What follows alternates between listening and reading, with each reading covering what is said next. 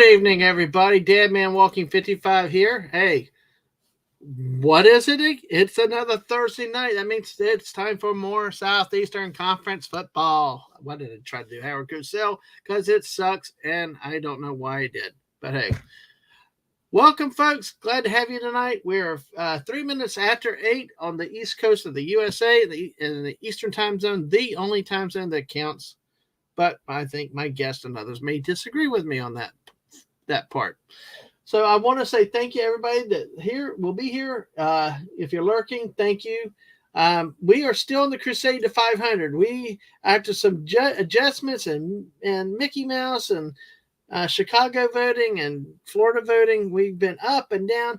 We've hit 500 twice in the week, so we're trying to see if we can hit it 3 times and fall out. So we specialize in the odd records here. But hey, thank you for everybody that's liked us, followed us over on the Twitch site, and especially, and you guys that have subscribed, and make sure you like those videos here on the YouTube side. So make sure that you're here with us. Make sure you are still subscribed. Make sure you are getting the notifications and are with us. So listen, we are coming down to the last few weeks of the college football season. With this week, we have 4 weeks left. It's amazing how fast this has gone. Well, actually, no, after this week, we'll have 3 more. And then we will see who our guests coming up in the next 3 weeks are. That's when I know I'm old. When I was a teenager in school, it took for flipping ever before school would ever get done and get back to the football season. That was the worst part of being a kid. It lasted forever. Now, as an old fart, you turn around, the year's gone. Hey, turn around. We are 10 months past the year. We are in the 11th month on the second day.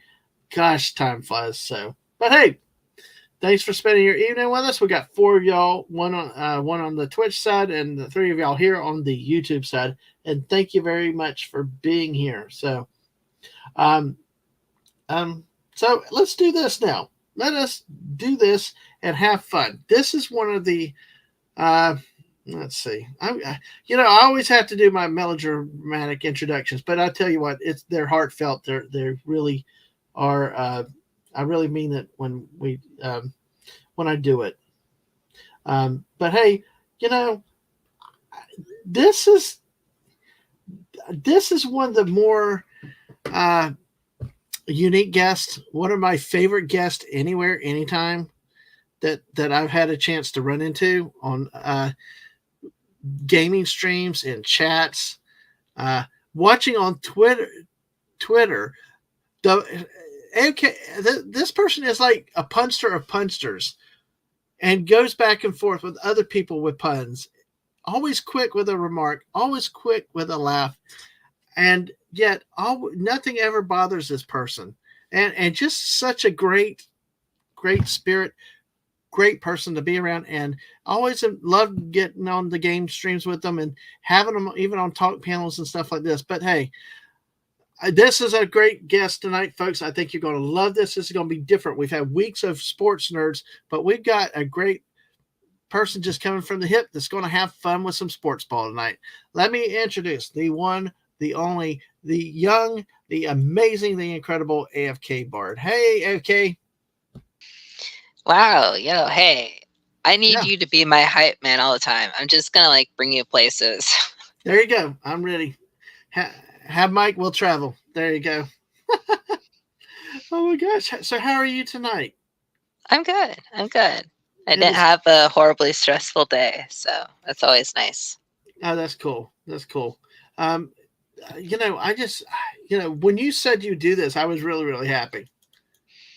Oh, yeah. I was kind of surprised you would ask me because I'm not a sports person necessarily. So, well, one of the great things I love with this show is I love having it when the quote non-sports persons are, because sometimes I find out they know more than they let on with sports, or specifically football.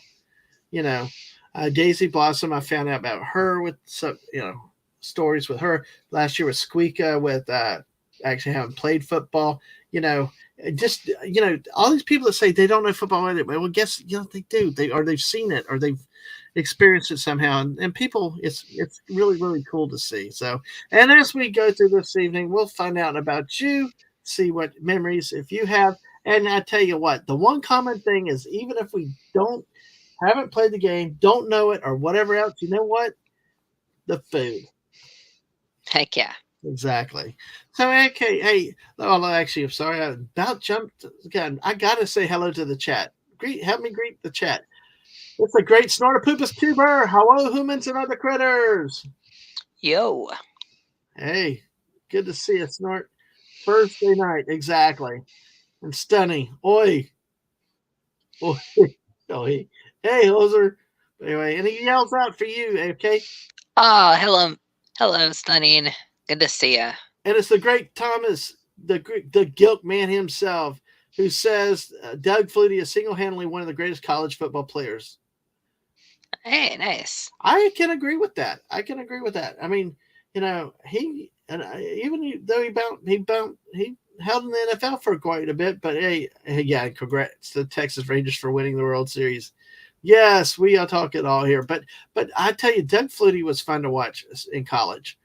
I don't know if you know the play where it was day after Thanksgiving, because I remember I was with my dad. We were home. I was out of school. He took the day off. We're watching. The Miami Hurricanes were hosting the Boston College Eagles, and it was a good game. It was close, and then all of a sudden, last play, I can't remember how far Flutie threw the ball, but he threw it.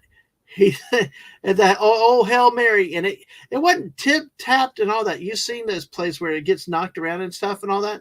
No, it's kind of like the defender kind of fell down behind the defense, and it went over all the defenders and right in the guy's chest as he fell to the ground. It was like, oh my gosh, did we just see that? Yes, it was. So definitely one of the greatest moments in college sports history. Nice. Mm-hmm. So, and Stunning did some diorama building today. All right, cool. Place is also building raptor pens and stuff in Arizona in this new game. He's a busy man. Spared no expense, so. But yeah. Well, hello, everybody. Yeah, hello, everybody in the chat, and we'll keep greeting people as they come through. And see, and Thomas, I definitely know that. I actually went to high school in my hometown, and I got to see the legendary Heisman Trophy. Oh, that is neat. That is cool to be able to see the trophy that's given out to the college football's best player every year, as voted by the members of the hall, which is usually consisted of sports writers, other people, and former Heisman winners. So, oh no, built one in Oregon. Golly, they're going to be a raptor pen in every state around the union before we know it. Oh my goodness. So AFK, one thing that I try to do is talk about each our guests and stuff. So tell us a little bit about yourself, what you want to feel comfortable with, and not necessarily about sports. What do you do? What's your hobbies? That type of stuff. Oh, I am a shut-in, a terribly shy recluse, but I like big crowds if they're like people who really like things I like. So I've gone to a lot of conventions way back in the past when I had more money. Mm-hmm. And I'm really big on like sci-fi, fantasy. I love reading and writing, and I tend to like get super obsessed with different fandoms. So I don't know. I'm kind of all over the place as far as like my interests go on that side. And I game, but I consider myself a very, very, very casual gamer. Mm-hmm. Like I don't know, in terms of like if we were measuring by World of Warcraft for people who know that game, I have like done level like bare minimum raids carried by friends. So I've touched the end game content, but like barely. And so that's my skill with games in general. It's just like I touch them. Right. And as far as jobs go, I am a really boring person who does a lot of like forms and stuff. So yeah. But you got to have people to do that, though. It does. It has to get done. But the reading and writing, How much of reading and writing do you do? I mean, that's kind of interesting. Well, I'm like, I go through spells where it's like I read a lot, and I usually will find like one author, and then I'll just go through all of their stuff. But then when I write, I kind of have to like, it's kind of like I purge myself of reading because I'm kind of like a sponge, and Mm-hmm. a sense where I like my narrative voice will tend to like change if I'm like been reading somebody else's stuff too long. So it's like I'm kind of in that point right now where I haven't been reading anything because I'm trying to write something, and I don't know. I miss one thing or I miss it the other, but that's the life I have. Mm-hmm. It's all a hobby though. I don't do anything with it, Yeah. but Okay. Well, that's yeah. that's interesting. You don't find a lot. See, I'm one that can't write and read. I do it enough at work because I have to. So when I'm off the clock, I don't like reading, even personal reading and stuff like that. If I do, it's really, really something. Something's got my attention. Oh, I'm Um, old school. I have to do it. I have notebooks. I have so many notebooks, and oh I like man. have like specific pens I like to use, and but I don't know. It's more tactile that way for me. It also See, has like a psychological thing because you can see your progress physically versus like if you're typing it. listen to you right there, using the word tactile. I'm like, man, I'm outclassed. I'm more of a sponge Bobbian level vocabulary, but yeah, you coming out with those huge words. So, but hey, that's awesome. Yeah, there's one time a while back you were talking about reader's block or writer's block. You're just like, how that's got to be hard when you end up with a writer's block situation because it just seemed like when I was in school, it was like, it's like if you could take that first step, then the rest may start. Kind of snowball after that. Yeah, yeah. I mean, in a perfect world, like writer's block is just like a one straight line with like a wall in like blocking you, and you have to get through. But oftentimes for me, it's like a spider web, where it's like you go off in one direction, you hit a wall, and you're like, okay, I'll get through this, and then you get through another one, and you hit another wall, but realize you have to go back and do something else in the other junction so that you can break through that wall. And Mm-hmm. so mine is very catastrophic in my head. Okay, well, that's it. That is very, very interesting, and I see. I like talking about these type of things. Like I mentioned, that we've had a number of real sports gurus coming through the last few weeks, and I always like talking to people that may not necessarily have a lot of the football knowledge and experience because I think this will be a fun show tonight. I appreciate you coming in so much. Oh, Well, well, speaking of thank you. that, Stunning ain't made a red and black striped T Rex. Well, in honor of the Georgia Bulldogs Go with the red and black. T-Rex. All right. I like big crowds. I cannot lie. Actually, I I, do. I've been going on a karaoke channel lately. I keep threatening to do that song. I've been mentioned about doing it, and I might actually have to do it. You we've know, all, at one point or another, even in the solitude of perhaps just one person, we've all sung out loud to a karaoke version of a song on YouTube. Come on, let's admit it. yes, yeah, you got to. It's fun. Yep. It's also if you drink, it's one of those things. Like the missus always said, it's really something. It's really sport if you can get better when you get drunk. Like bowling. So, Yes. but the problem is no filters on karaoke. And hail to the great JT Kirk. Good to see you tonight, sir. Hey y'all, good to have y'all with us here tonight. We got 496 subs. We've been holding there for 24 hours, so I think we're okay. And the last sub we got was a legitimate. I mean, I actually got a notification on, so we shall see. Like I was telling AK, the Miss and I are getting kind of snarky. We're kind of like, let's see. We're starting to play a game like, how many times can you hit 500 and then fall below within a week? It really is a mystery, but I think you guys will figure it out for us. You know what? We'll also have fun being smartasses and having fun along the way, which is what we do on this channel. Have fun, let chips fall where they may. So, with that, shall we get into the sports ball? Okay. Yes. All right. So, folks, remember here at everything, this is not a gambling site. We are just having fun about football. So anything you see or whatever is not intended for gambling purposes or whatever else, because we're just having fun. And my picks, even though percentage-wise are not bad, I lose some of the really close games. So don't blame me. Just save your money. You know what? We went to Vegas once years ago, the missus and I did. And I don't know if we talked about that. We might have to do a stream where she and I talk about the story in detail, because it was a dramatic, funny trip. But it's just, I don't know. I said I was a cheap gambler. I mean, my dad could be patient, and he said you had to be prepared to lose to win, and he could feed it, and I think he could see the machines or something. But he paid for his trip over there. Me, I'm too cheap. So anyway, so that's with the gambling disclaimer. All right, we ready? Okay. Yes. All right, let us move into the first game of the week. It was a battle of the bottom dwellers in the SEC West. Mississippi State went on the road to play the Auburn Tigers. Auburn gets some offense for once. 416 yards total offense, 21 first downs. Even time of possession between the two games, but Auburn takes a pretty easy win here, 27-13 over Mississippi State, who played again without Will Rogers. For the Tigers, Peyton Thorne was 20 of 26, throwing for 230 yards. Finally, an efficient day. 3 touchdowns.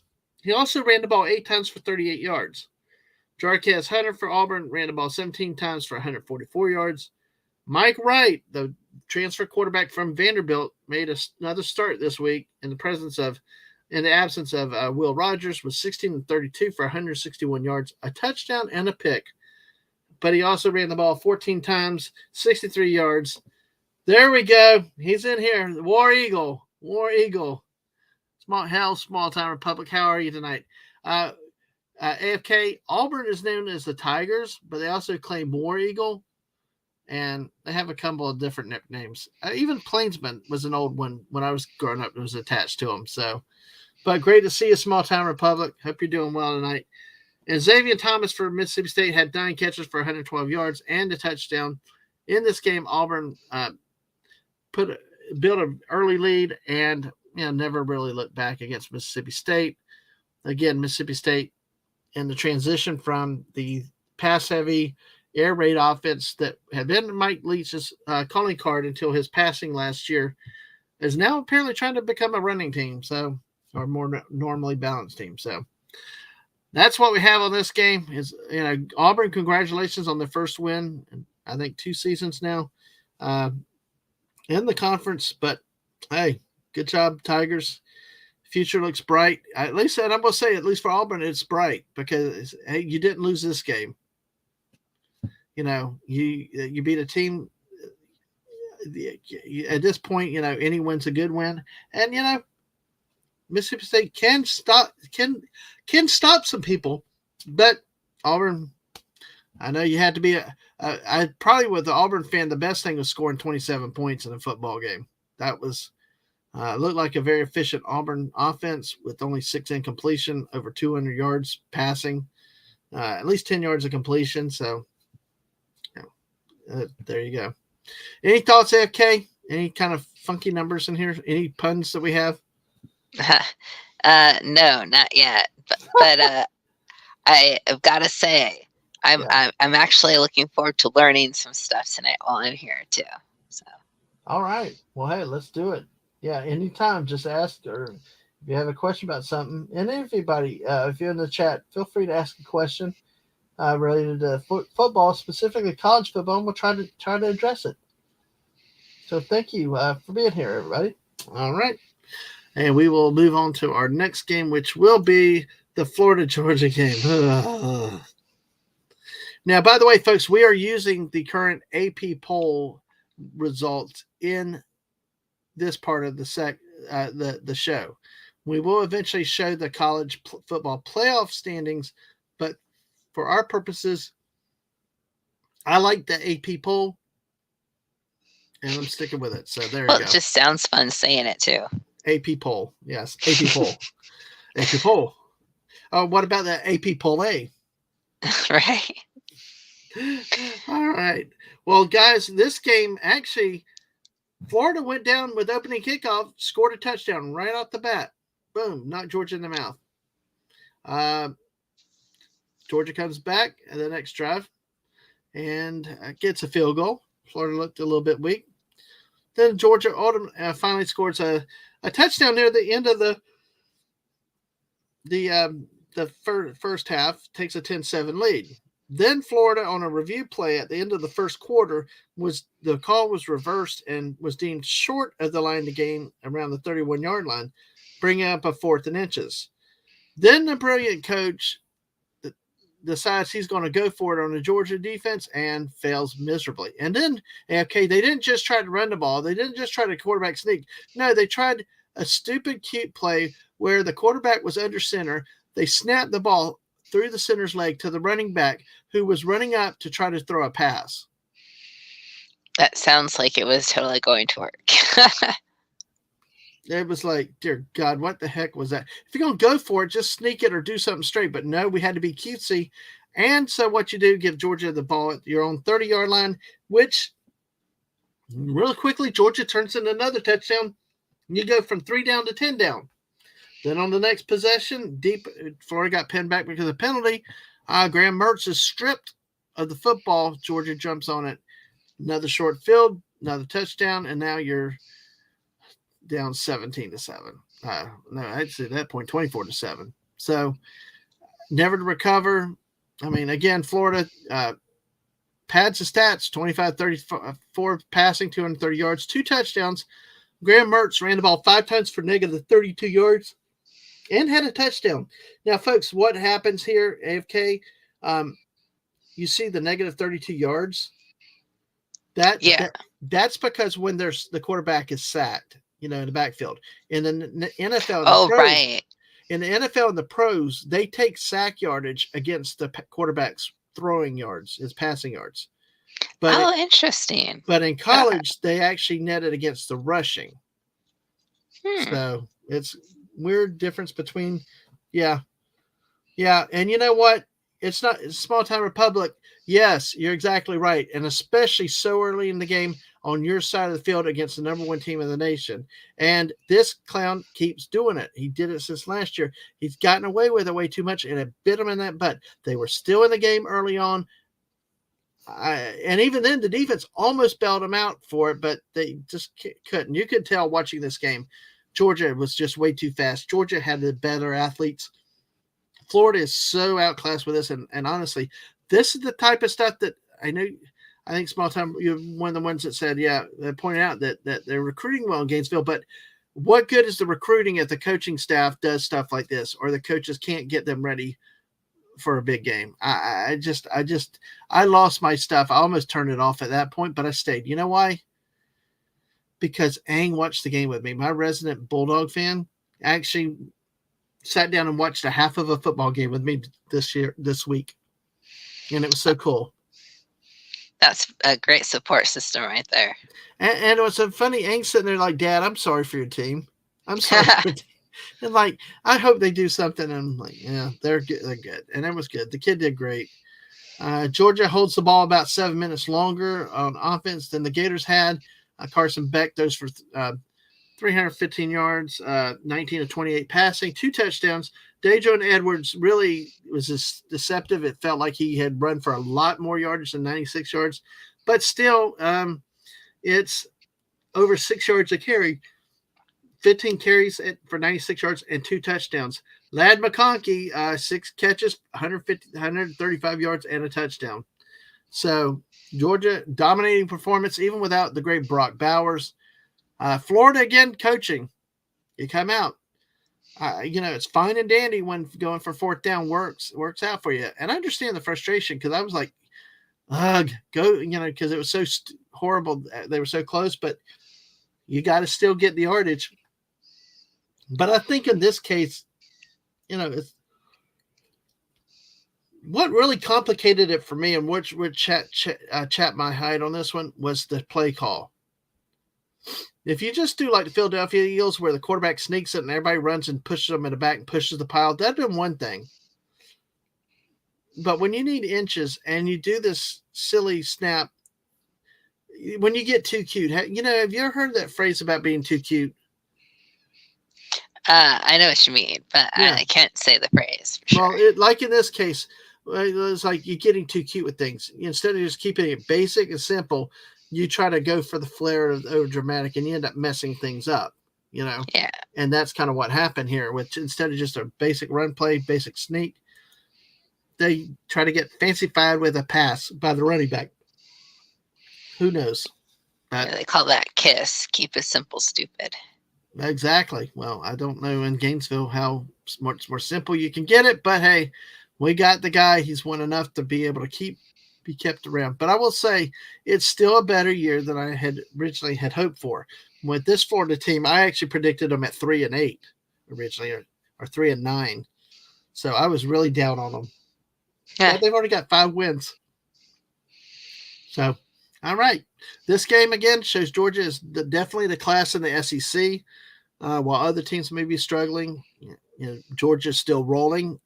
Every time a team thinks that they may have a chance, Georgia steps up. I mean, and at this point, we are headed towards a Georgia-Alabama SEC title game. We will talk about that in a little bit. All right. Masters. Hey, Masters. Good to see you. Triple M. Happy Dias de los Muertos, my friends. So Florida was the zombie team of the week, or do we have worse losers? There probably are worse, but yeah, I don't know. This one is the worst for me. This is the one that just cheesed me off, especially like when we talked about here with the idiot coach going for 4th down again on his own 30-yard line. It was amazing. So we'll move on to the Tennessee-Kentucky game, probably one of the best games of the week here nationwide. The Vols go up to Lexington and pull out the win, 33-27. Both teams near 400 yards of offense. What's weird in this game is you've got 2 different styles of teams, and they're juxtapositioned. Basically, Tennessee is what you would expect Kentucky. Kentucky is what you would expect Tennessee. And that Tennessee's 480 yards, they ran the ball more than they threw it for. That's what you expect of a Kentucky team. Whereas Kentucky ended up with nearly 400 yards passing, were held to only 72 yards rushing, even with Ray Davis and his talents. You expect Tennessee to be the pass-happy team. But, this game came down to late in the 4th quarter, but Tennessee held on for the win. Joe Milton for Tennessee was 18 of 21, only 3 incompletions. That is efficiency. And for 228 yards and a touchdown. He ran the ball 10 times for 26 yards, including the first down that clinched the game. Basically, near the end of the game, he ran the ball, picked up the first down, and it allowed Tennessee to run out the rest of the clock. Kentucky held the ball, which is his opposite. It's kind of strange how Kentucky held the ball 7 minutes longer than Tennessee, yet they threw the ball a lot more. Usually time of possession a lot of times favors the team that runs the ball more. Jalen Wright for Tennessee had 11 carries for 120 yards and a touchdown. Dylan Sampson, another Tennessee running back, had 70 carries for 75 yards and a touchdown. Devin Leary for UK, the Kentucky quarterback, who had been performing very sporadically this year, very up and down, was 28 of 39 for 372 yards, 2 touchdowns, ran the ball 5 times for 21 yards. Dan Keefe for Kentucky had 7 catches for 113 yards and a touchdown. So, and like the great master says out here, I only can keep repeating, all I expect from Kentucky is good fried chicken. Hey, that is if they're open, or if they have chicken. Go ahead. Okay, I'm sorry. Oh no, I just had a question.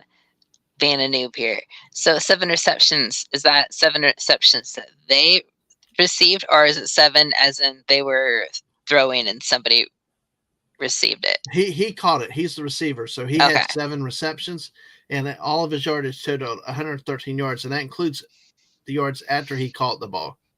Okay, cool. Yeah, not necessarily just all through the air. And the KFC, that is when they're open. Well, they keep their lobbies closed all the damn time now, or when they have chicken. The last 2 times I've gone to flipping KFC, it's been We got a 30-minute wait on chicken. I mean, you're a chicken place. How are you out of chicken for 30 minutes? I mean, I know it takes a while to cook, but sorry, okay. No, I think that math equation is in the same book where you go into a McDonald's drive-through at 9:30 p.m. where no one is there, and it takes them 10 minutes to make a cheeseburger, and it's like, why did that take so long? Sometimes you just don't know. Well, see, and even Popeyes has done that lately. It's like, chicken is one that takes 20 to 30 minutes to cook completely because you need to have it cooked right. Why are y'all waiting till you're out of chicken before you start something around, even at 5 o'clock in the afternoon? You're approaching dinner time. Have it ready, especially when Dadman wants chicken. This is righteous fury right here. Oh, yeah, exactly. You talk about Dadman rants. Just give me on my daggum chicken. So it's actually, I just drive off, find a new location. Or, you know what? One night I said, screw it, I'm coming home to eat.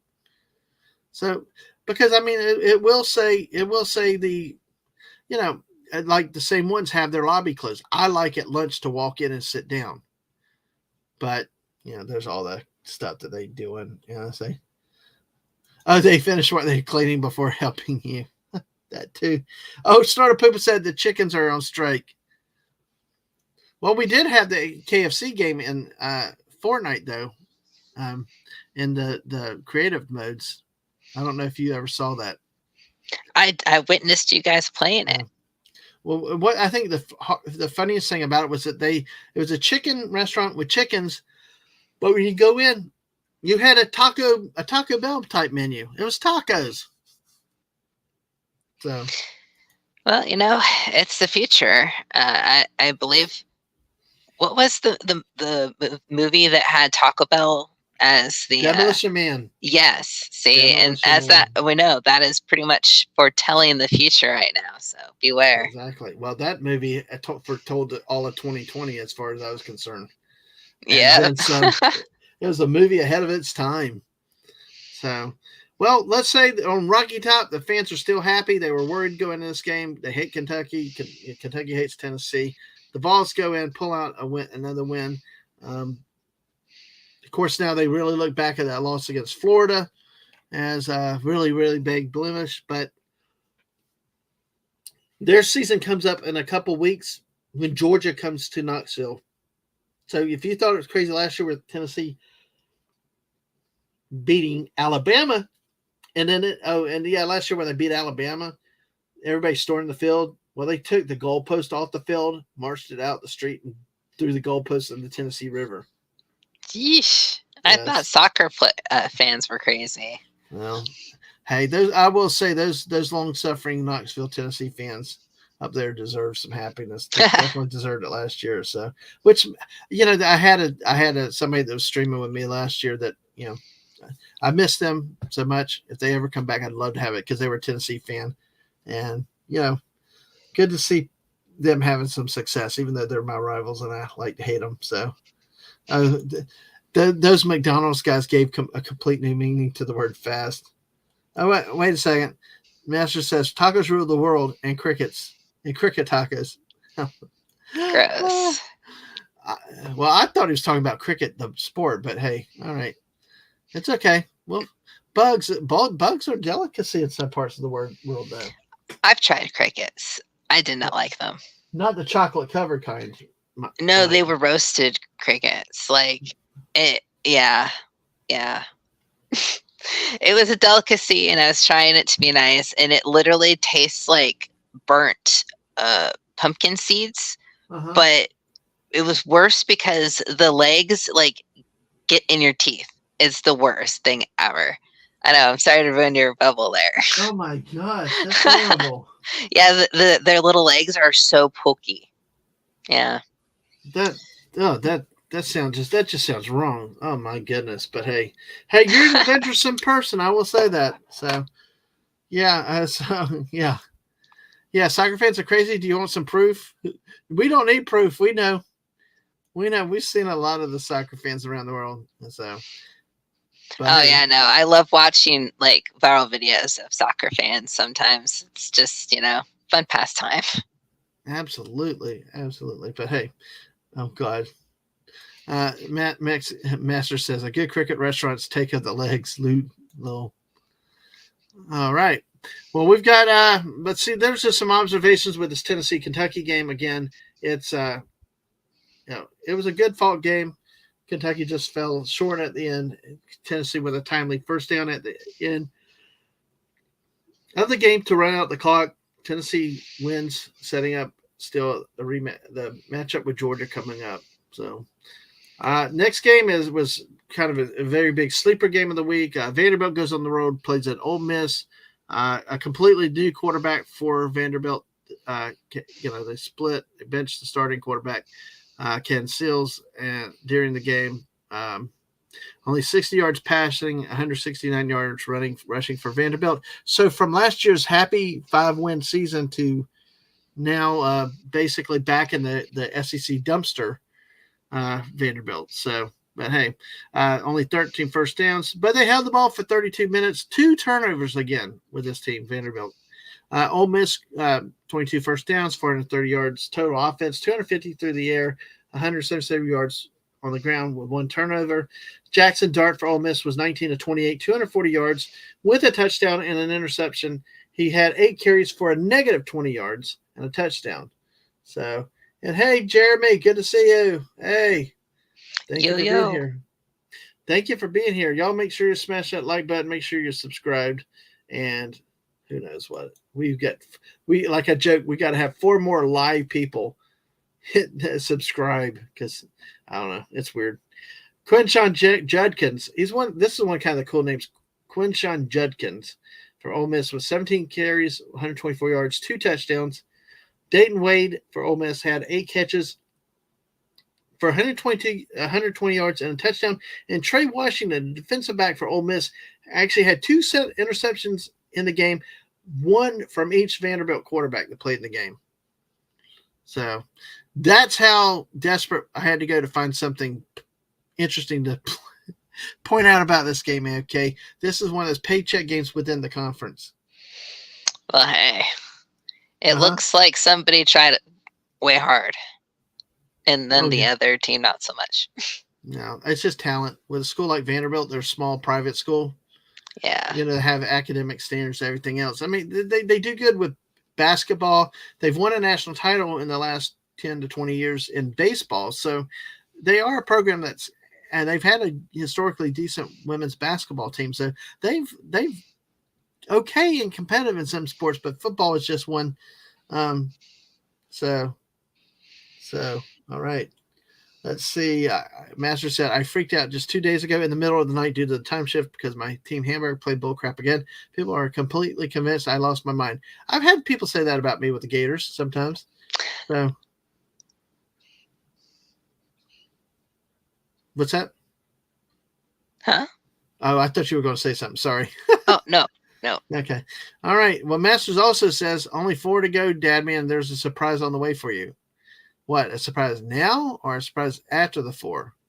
I don't know. It's funny that Masters, the missus and I are now joking about, and by the way, the missus is over on another stream where she had been invited to play some Fortnite tonight, so she's not with us tonight. But like I was telling AK, and some of y'all were here. We went to 503 subscribers at one point. Then within a day, we fell to 495, then 493.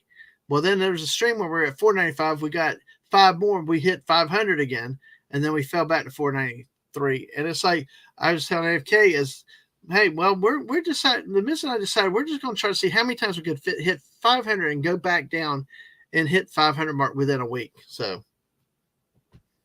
you got to have fun with it, So. All right. Well, hey, I think that we got one last game to look at in the conference this week. The last week was Texas A&M at home, handled South Carolina 30-17. Texas A&M's defense limited South Carolina to only 12 first downs, and only 12 first downs, 200 total yards, 176 through the air, only 33 on the ground. And also South Carolina only held the ball 23 minutes in the game. Spencer Rattler was held to 20 of 33 passing for 176 yards and a touchdown. He ran the ball 7 times for 42 yards, with his longest game being 2 yards. So, folks, it's an interesting game here. South Carolina is a trouble. It's interesting to see what's going to happen with Shane Beamer. There's been talk about his job, the hot seat, losing some games. Well, the game that they lost at home to Florida probably has got to be sticking in the craw. And actually, if you heard his press conference, he was more blaming all the players and stuff, not really taking a responsibility, trying to sort of blame everything, the players and stuff. Oh, okay. All right. That's cool. I'll see. All right. Can't wait.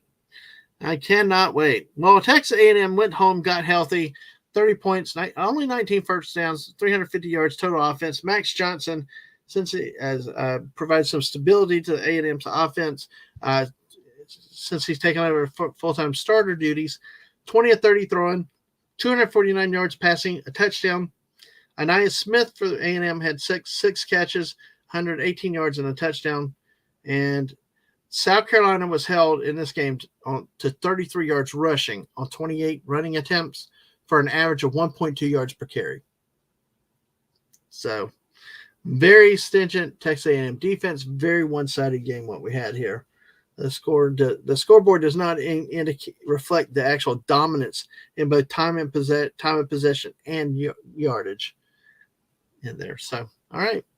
Any thoughts, AK, on that or any of our games? No, just overall nodding along. That's cool. Any questions? Yeah. Any questions?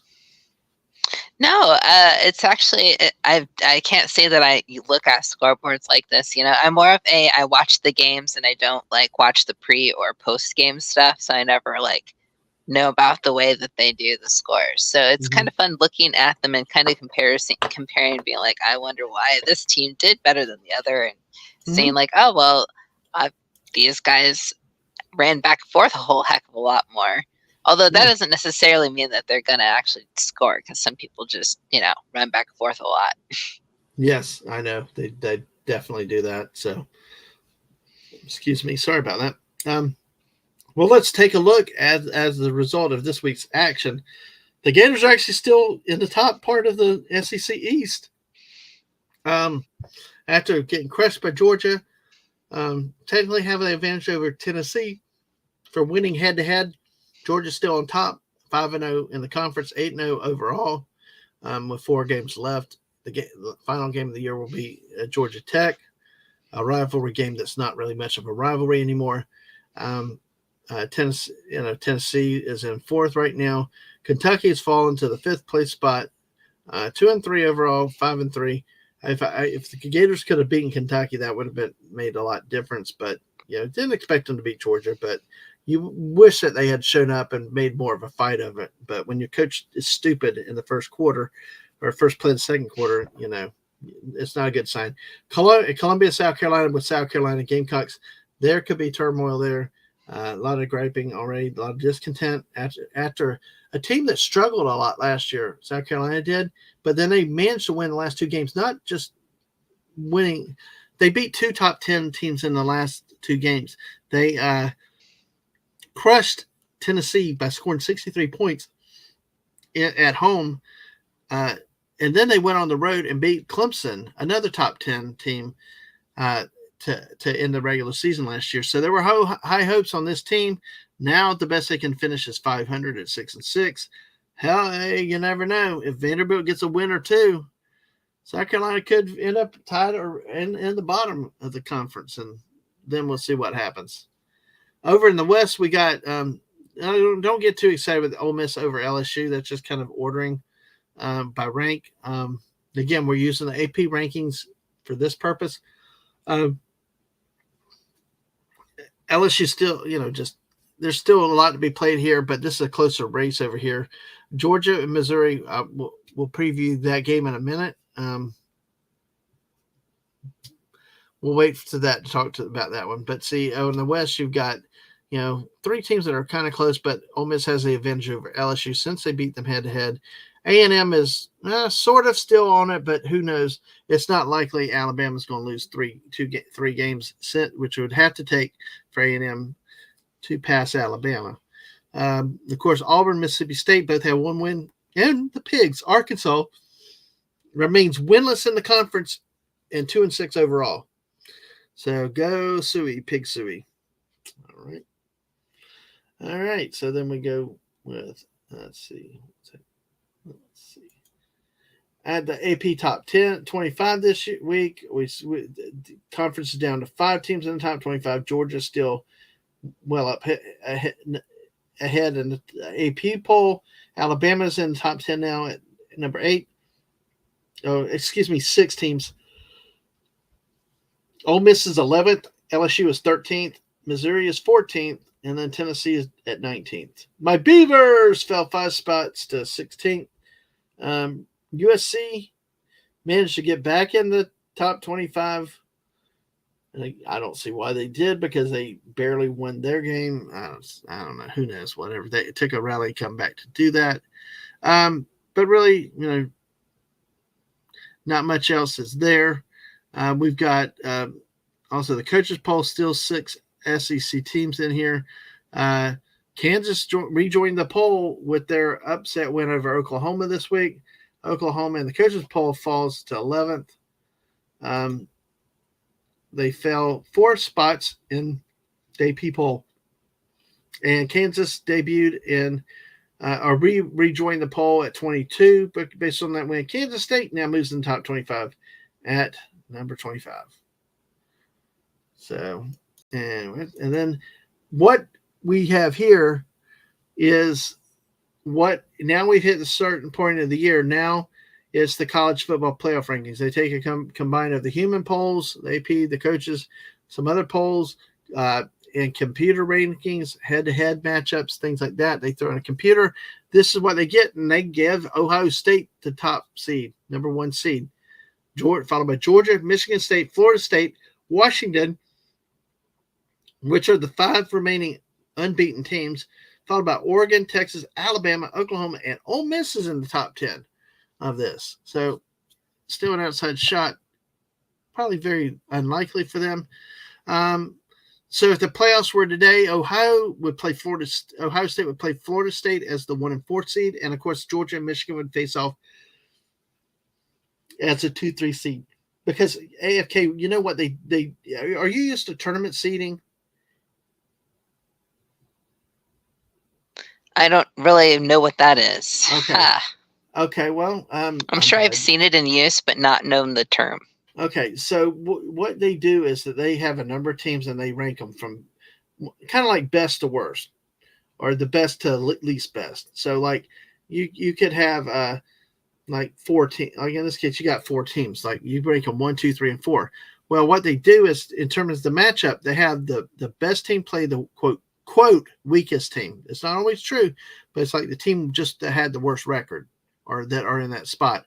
So that's why Ohio State and Florida State play. You got a top-bottom matchup, then 2 and 3, which are the middle matchup. Does that make sense?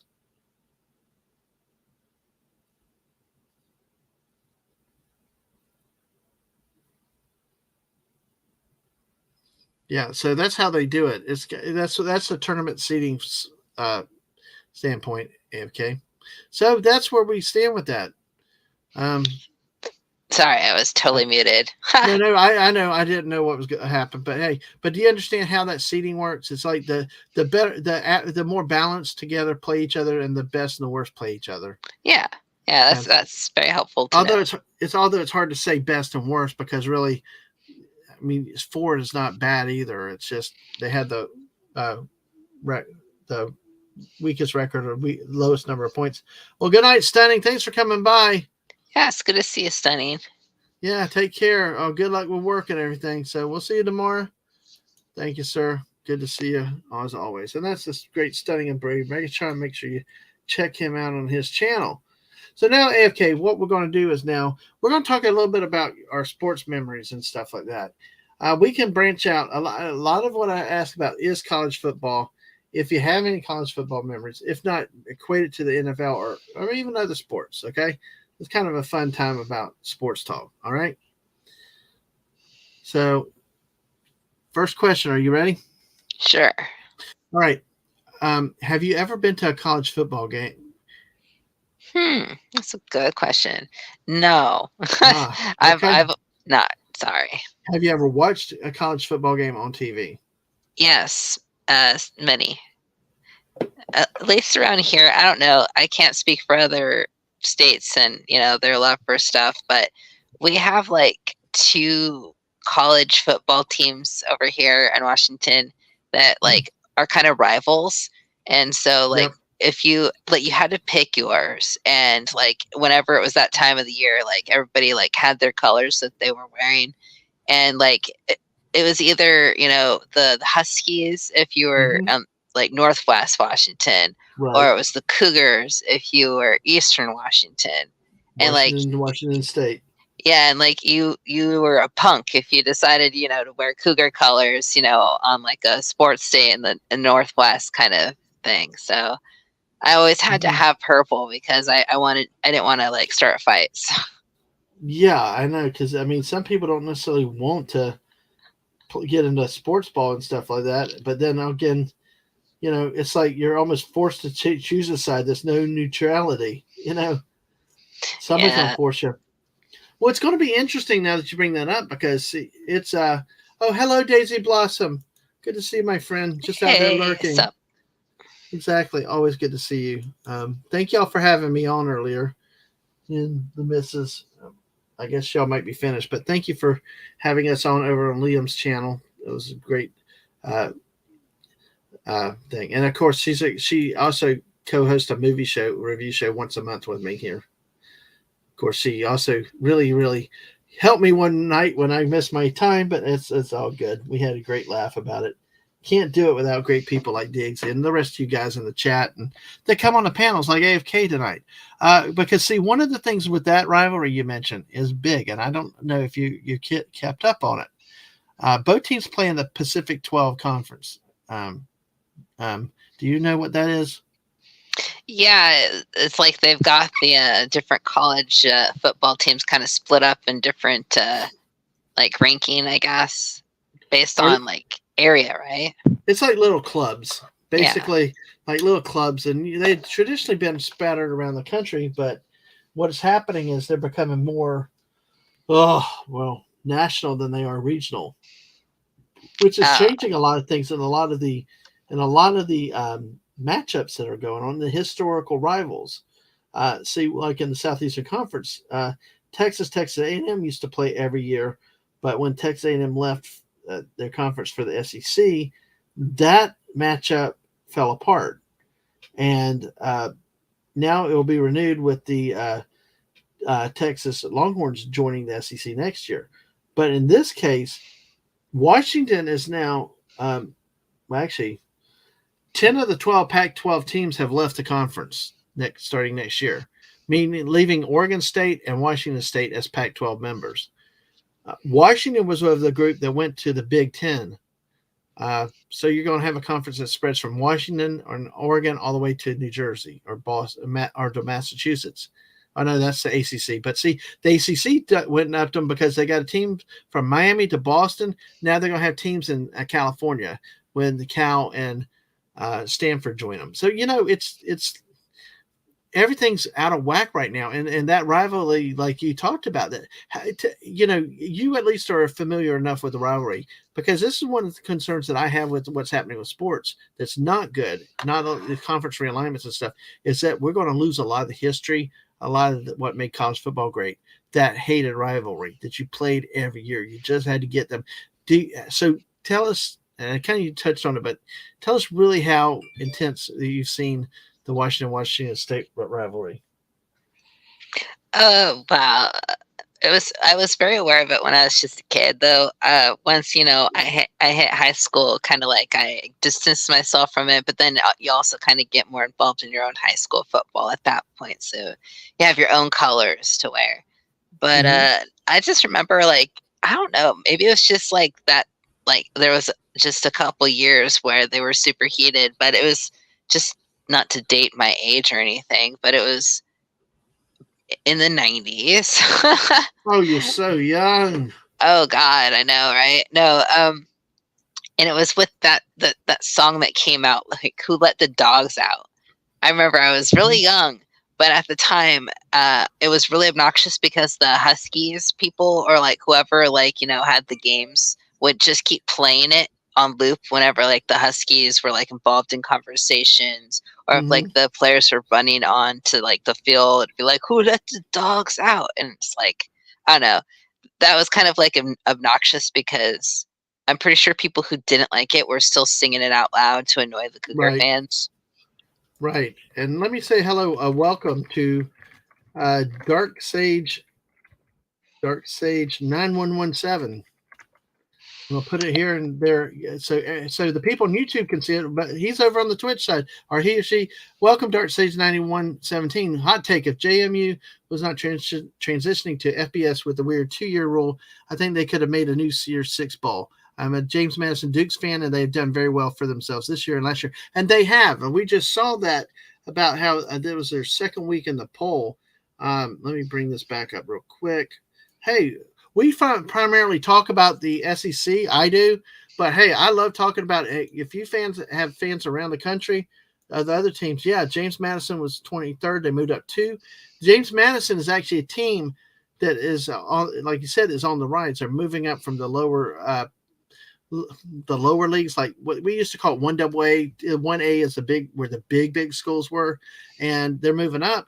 Well, they went on the road and they beat Virginia in Charlottesville, Virginia, and it was just a huge upset a few weeks ago. But James Madison has always had some really good football teams from time to time. So, and exactly, not many teams that move up are able to play as hard as they do.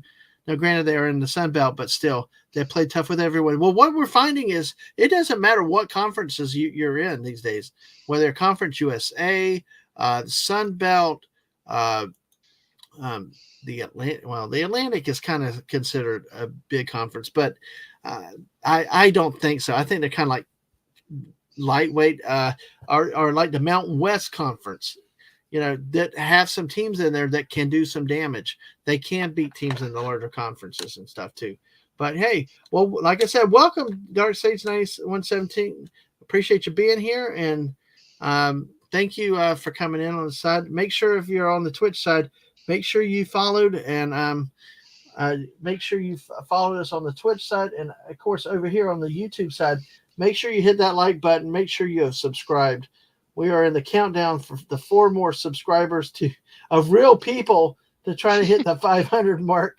Because I don't know, they keep thinking everybody's a bot, but I just want to say thank you again, and for everybody that's here tonight. As we get into the prediction spot part of the show in just a second, but like I said, I just wanted to acknowledge you, Dark Sage. Thank you for being here, and of course, we are on the Twitch side. Make sure you follow us there. And we appreciate your support tonight. But yeah, the hated rivalries, it's like Florida State, and in our state is crazy. It's like my boss wore a Florida Gator shirt to Tallahassee one time before he retired, but out to dinner. That's like, dude, what are you thinking of? And it's like, what do you think of? And it's like, but this waitress kept zinging him. He could not get a retort out. When he got back, he gave something corny. She hit him back and ran off. She did not wait. That lady got $20 tips like crazy that night. It was back in the 90s when you couldn't talk back to your boss and stuff like that. You had to be, you are not a bot. Stop that. But hey, oh my goodness. So we have that. I tell you, Oregon State is a rivalry. They call it the Civil War up in Oregon. I'm a Beaver fan.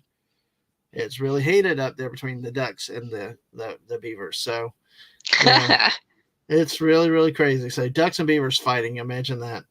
But yeah, and it's like University of Texas El Paso is a team I follow too. Why?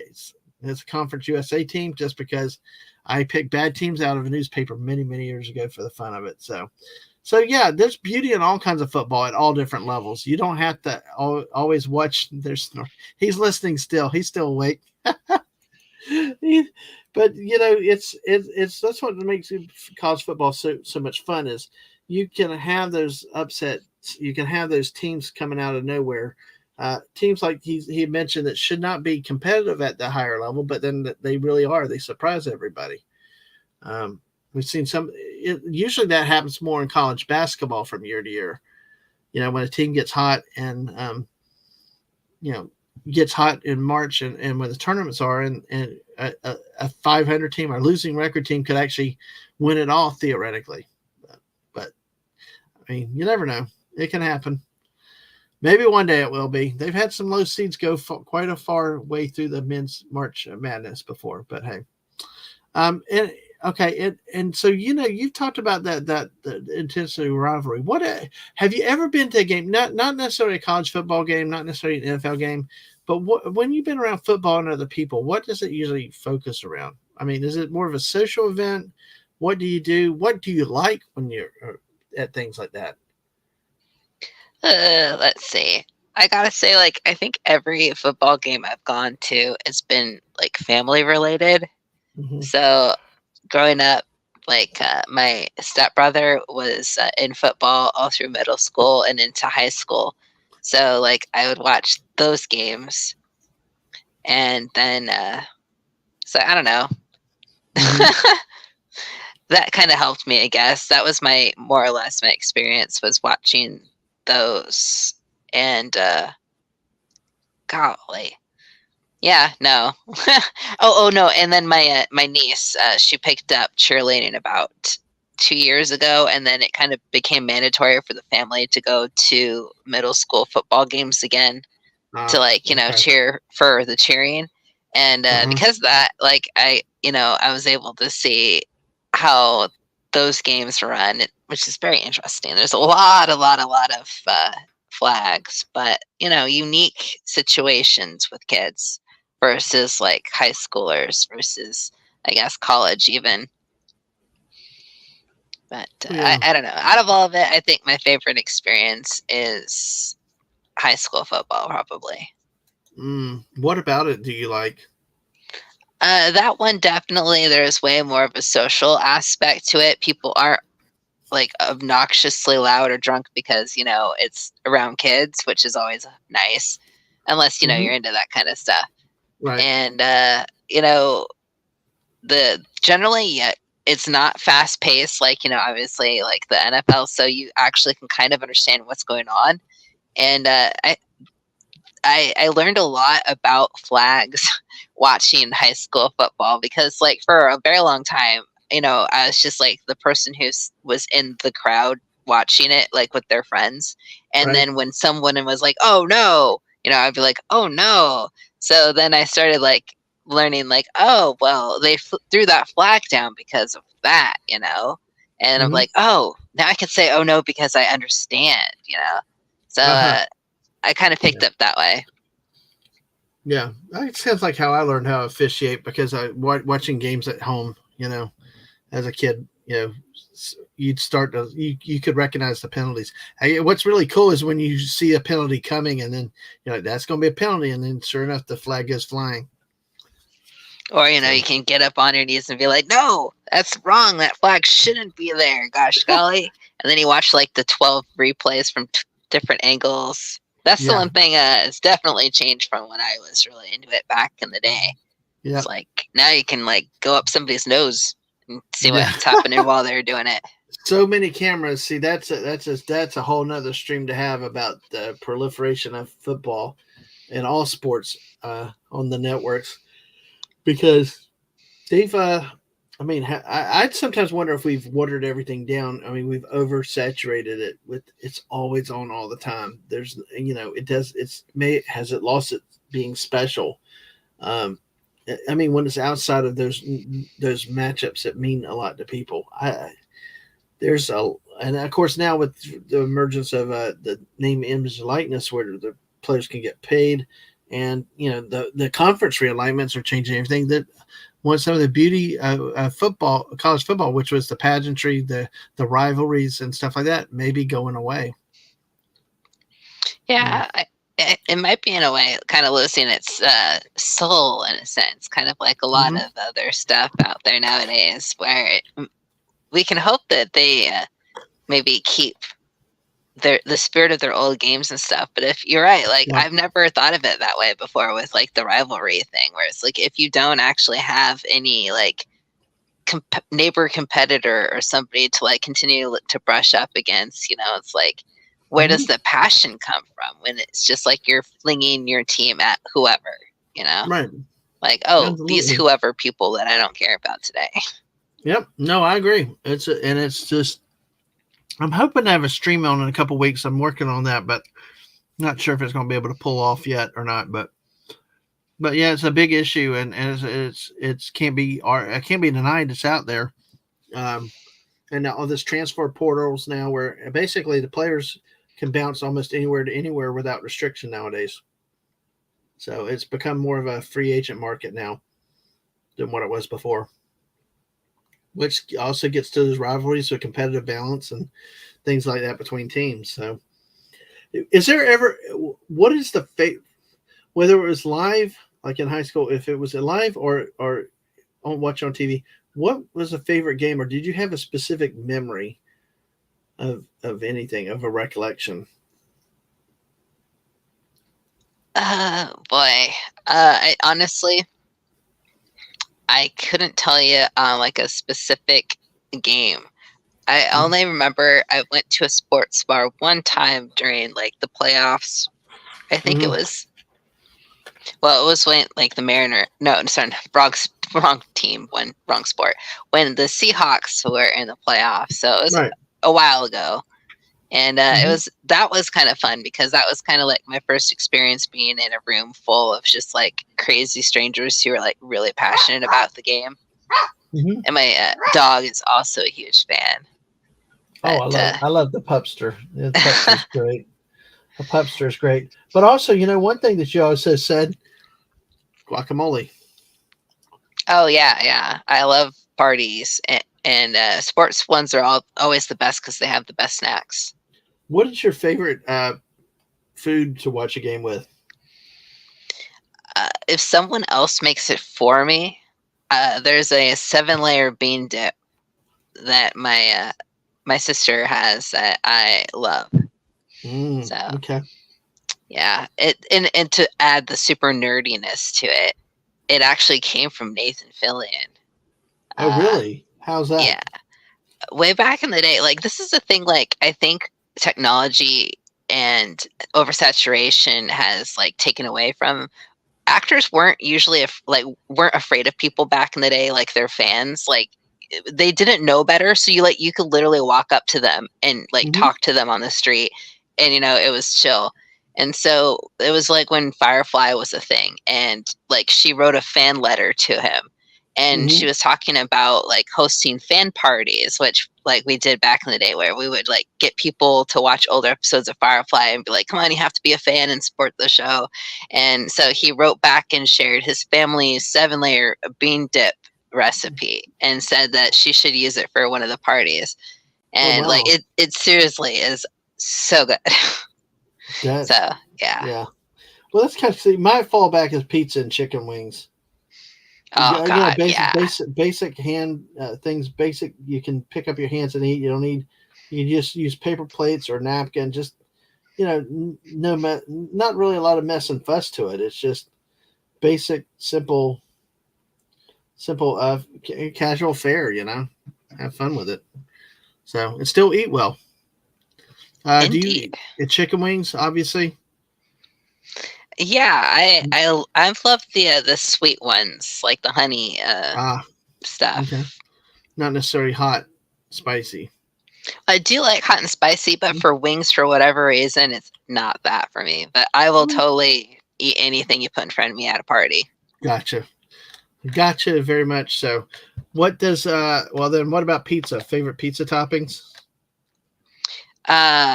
boy. Well, I won't throw myself under the bus, and I'll pick another topping that's not pineapple. Oh, listen, no. If you like pineapple, seriously, I'll protect you. I got your back. If like Gilkey was in here earlier, I don't know if he's still here, but I tried pineapple on pizza and it wasn't bad. So Yeah, what no, would you?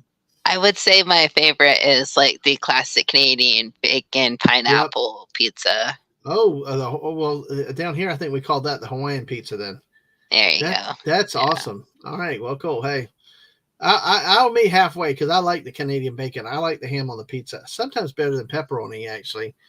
But you know what though, you got to put enough cheese on it though. I hate the rest. I hate what's happening. A lot of the main chains, they don't put enough cheese on it, and then they want to charge you extra for cheese. That's really obnoxious. Well, the missus will take homemade, the frozen pizzas, and she'll throw more cheese on them. That's how you do it, or you have like your own like mini pepperoni, and then you just add it on top to like cover up all the spaces that they clearly leave. Mm-hmm. Absolutely. Yeah. Absolutely. All right. Oh yeah. Oh, Jeremy said the one chip challenge confirmed. Is that like a That's salsa dip challenge? No. That's that one chip that's supposedly so nuclear hot that that if you eat it all, there's something. But yeah, this is not. It has warnings on the box. See, I like hot. I don't like spicy necessarily. I always get it kind of mixed up. So wasabi is my favorite kind of hot. No, this is like I like wasabi the kind that kicks you in the face.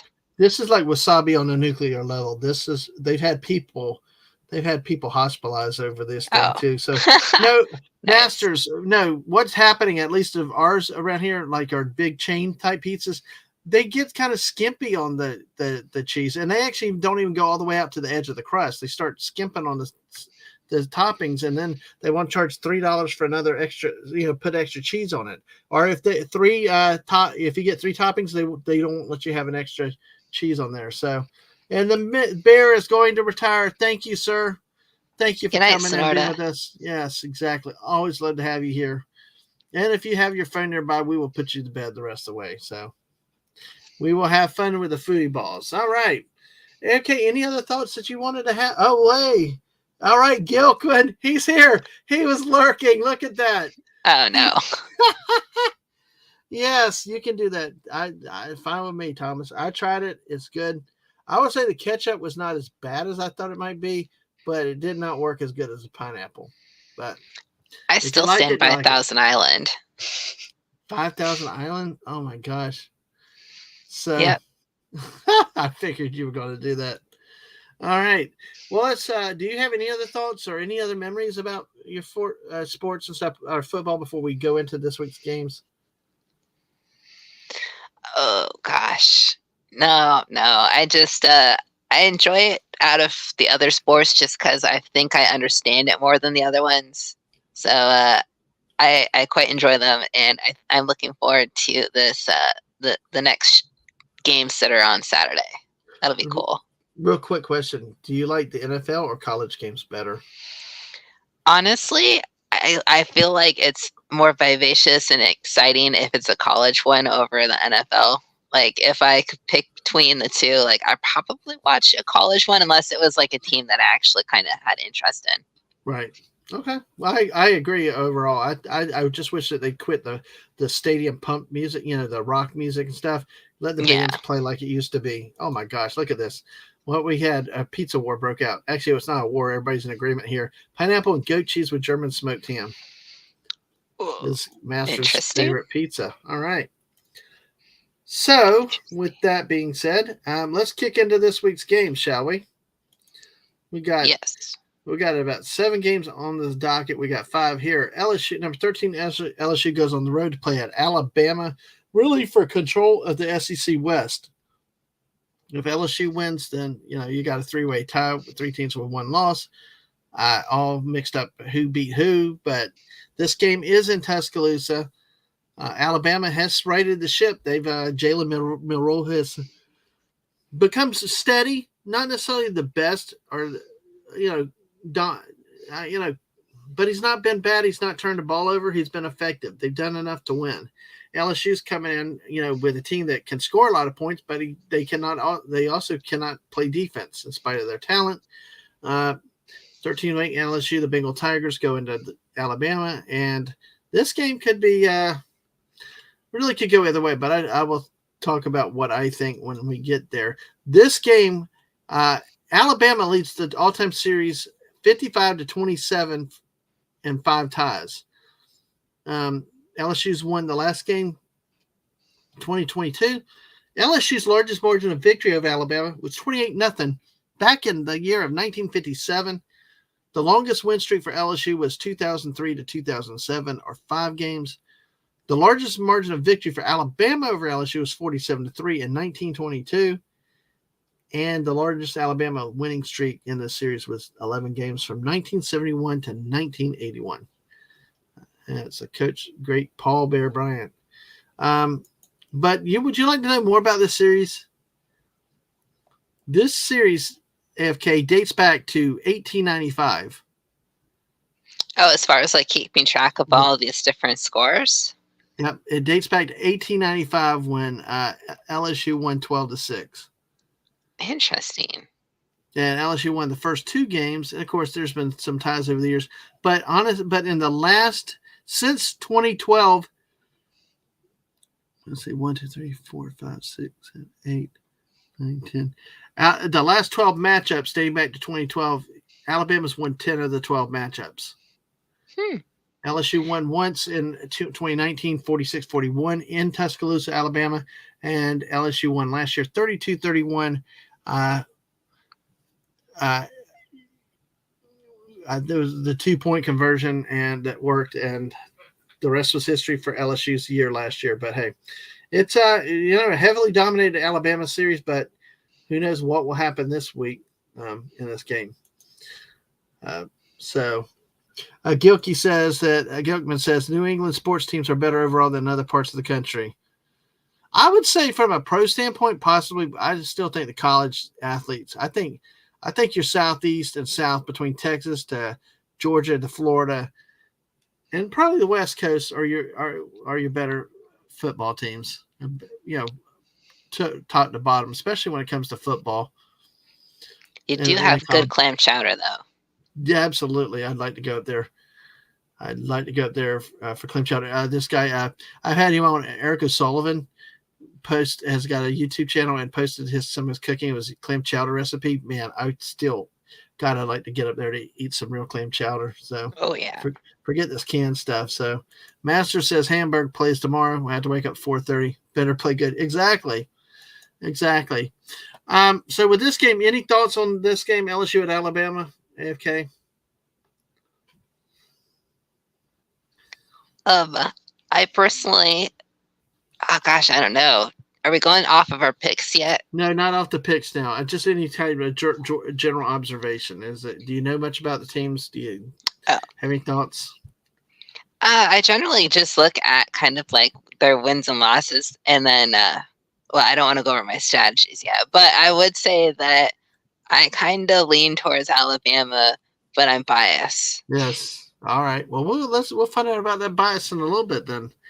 Next game of the week is Arkansas at Florida. Arkansas is like mired in misery, anemic offense. But I tell you what, they got a good chance of coming back against this porous Gator defense. Even though the game is in Gainesville, Florida is known to give up big plays, big yardages.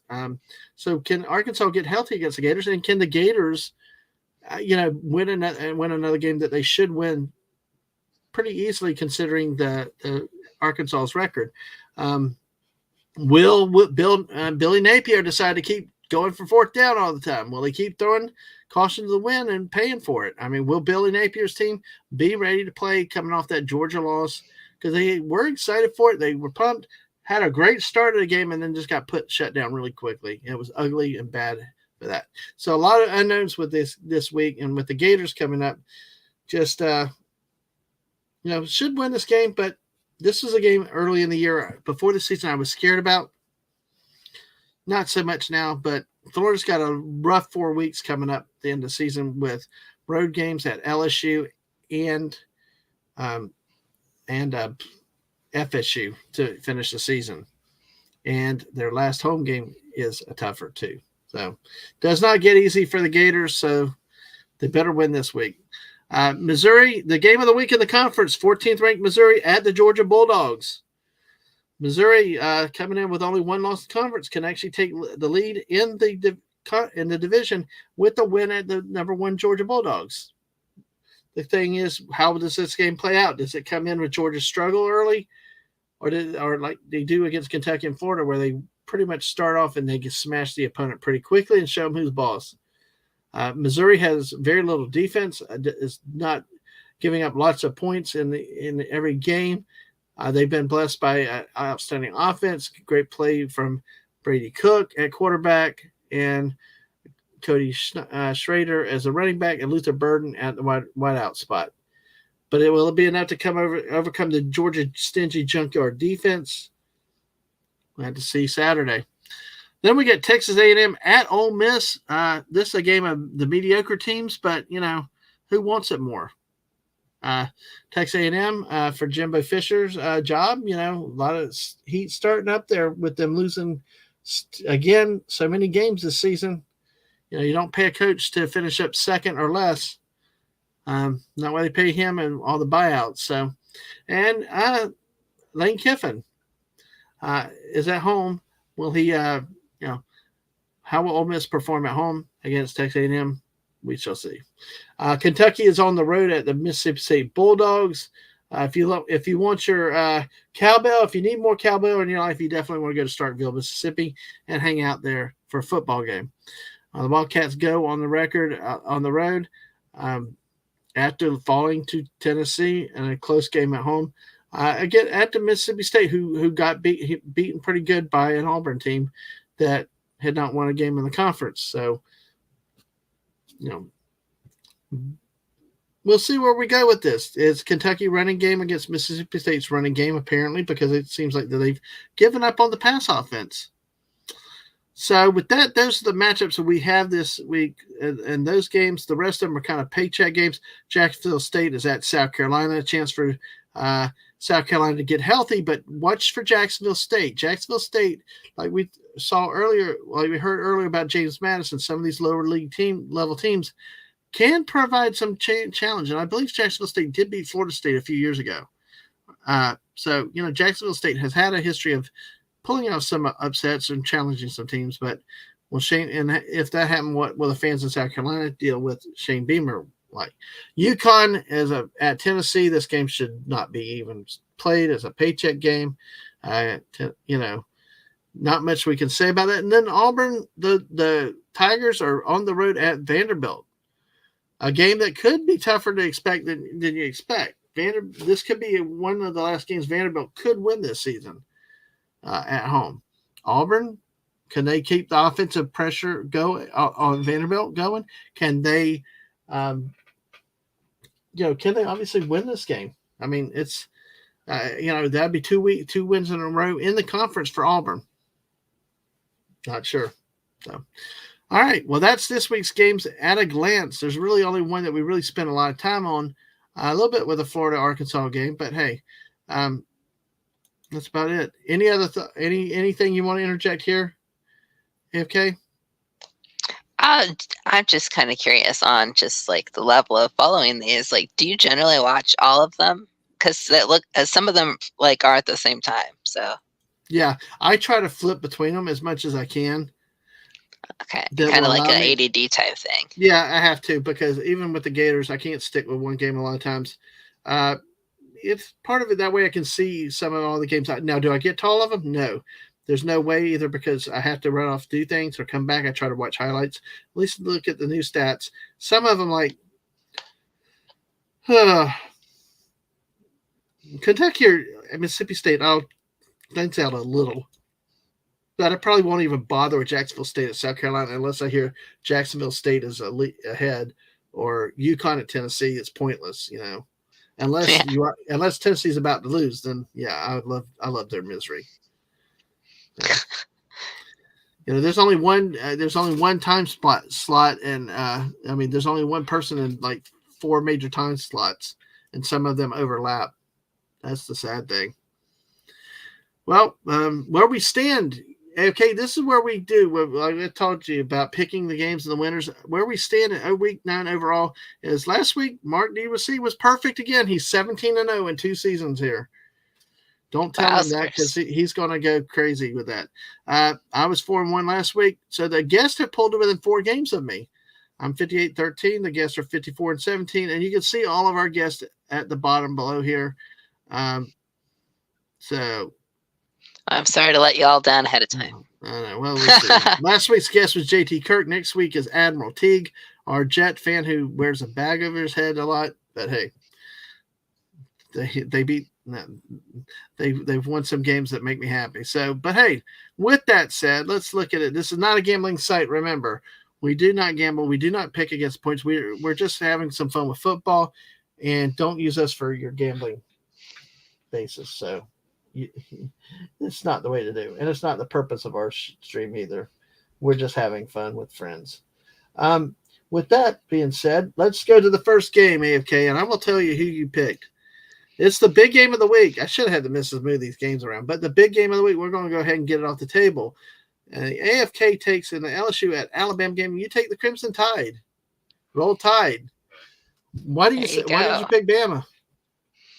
Okay. All right. So I have like a way with choosing stuff, right? And generally, like, it comes to, like, because I don't have a lot of teams that I cheer for. And so, like, honestly, on surface level, if I'm flipping through the channels, I'll pick something based off of either it's a team that I have previous history with already having dealt with previous games, or, like, if it's an underdog, or if there's, like, any extenuating circumstances. I'm kind of like a weird person like that. So for all of these, like, I kind of had different standards for why I chose them. And so for this one, well, for one, I don't like Louisiana. So yeah. But also I like the logo for the Alabama, so it's kind of weird like that. I do have a thing about aesthetics too. Like, I specifically love the Bengals team because I love their uniform. Right. Yeah. So I'll always cheer for Bengals unless like they're up against my team.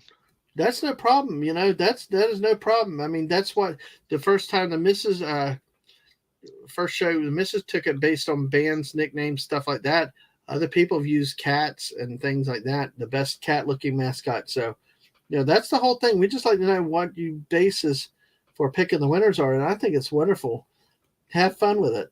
You know, enjoy it, because I will tell you, people have done different things that have really changed the, that are outside the box. You know, they really, really are.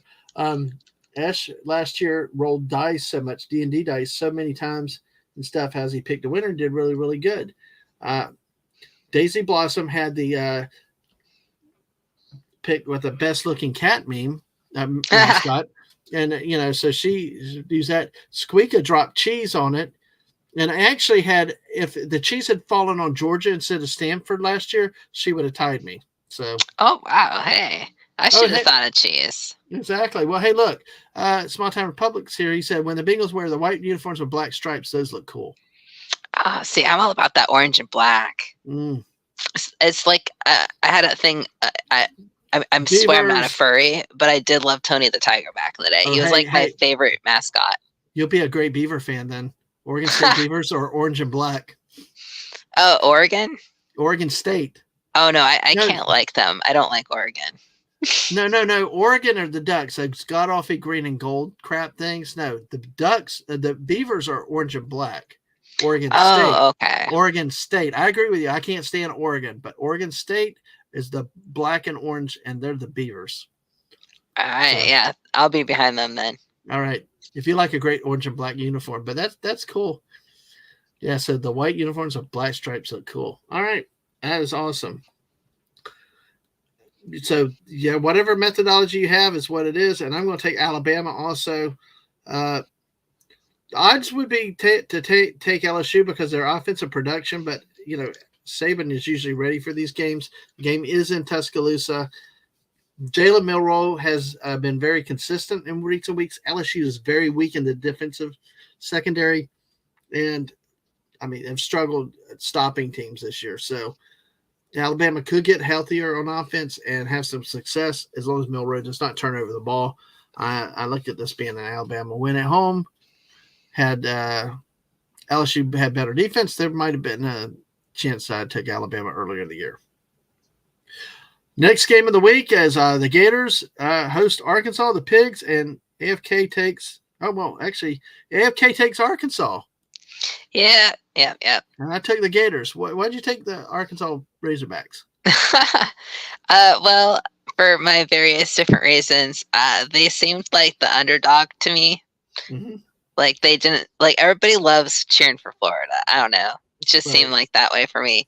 And so I automatically wanted to pick the other team, but also I like Razorbacks. I think they're super cool. They brought down Robert Baratheon, so all right. That's a book nerd thing.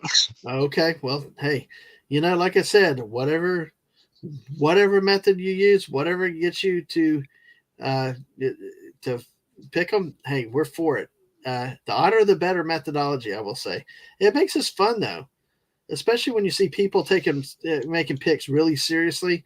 Then when people take other kind of not so traditional ways of picking, then you're like, oh my gosh, that's kind of crazy. So, yeah, right. I'm definitely like the Luna Lovegood of sports here. Well, it's all good. We're just proud to have you here with us tonight. Thank you for being here. Thanks. Yeah. So, all right. Well, let's look at this next game. The big game. This is the big game of the week too. This is actually a good week for in the SEC too. Jeremy called you a nerd. Yeah. 14th ranked Missouri is at Georgia. You take Georgia's Bulldogs at home. Any particular reason why? Oh, let me recall my reasons for this one.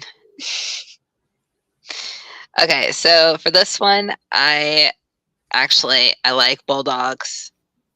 So I had like a thing with Boston, and so I don't know. I automatically want to cheer for them because their logo reminds me a lot of Boston too. So I can't help myself. I automatically want to cheer for them. Okay. Yep. Well, see, I have a natural hate for the Georgia Bulldogs since the Gators are the rival. They kicked the Gators' ass last week, but still, you got to respect the Dogs at home till they're beaten. The temptation would be to take Missouri because Missouri's scoring lots of points, looking good offensively, but they do have questions on defense. They've had a great year.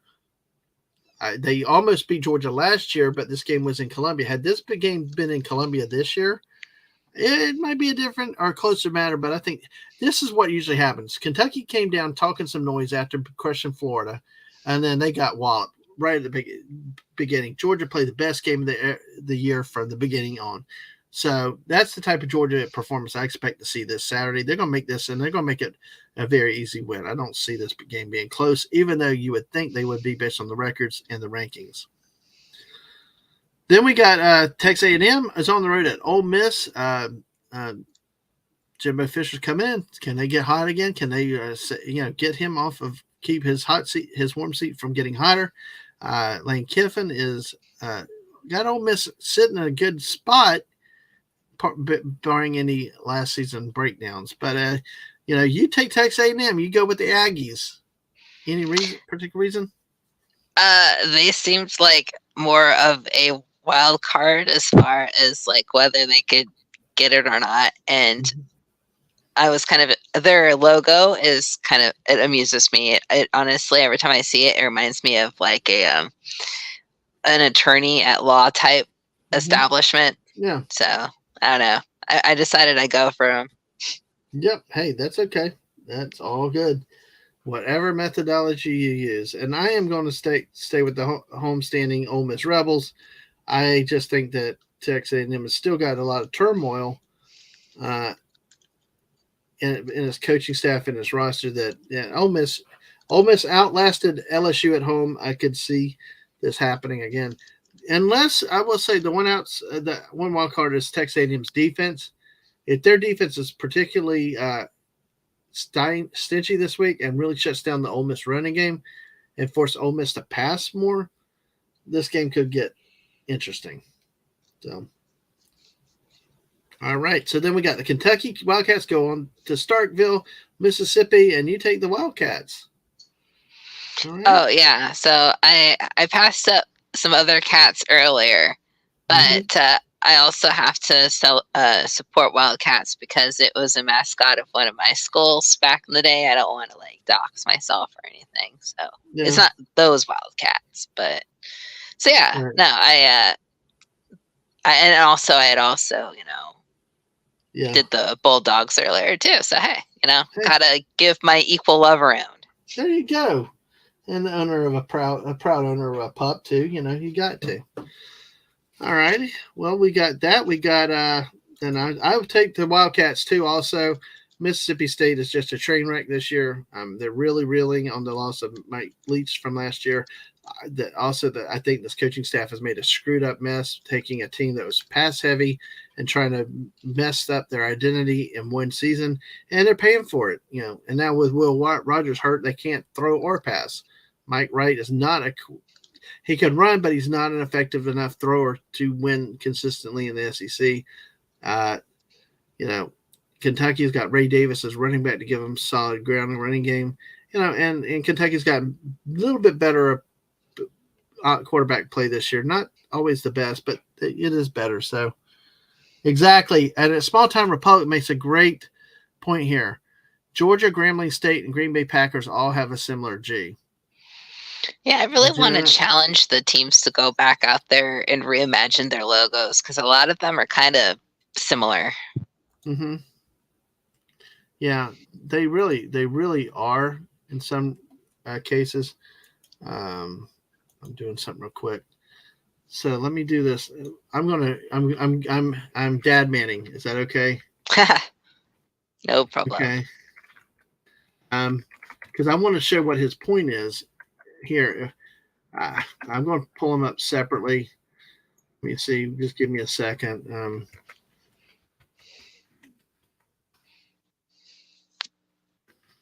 So let me pull these up separately because it's a very good point. And it's actually a really, really good point that was raised that is really better to be able to see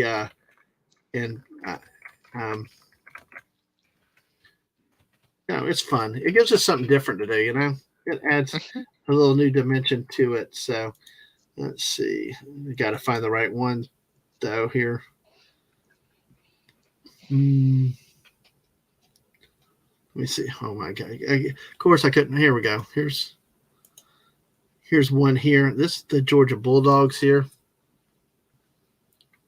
See right here, the Georgia Bulldogs.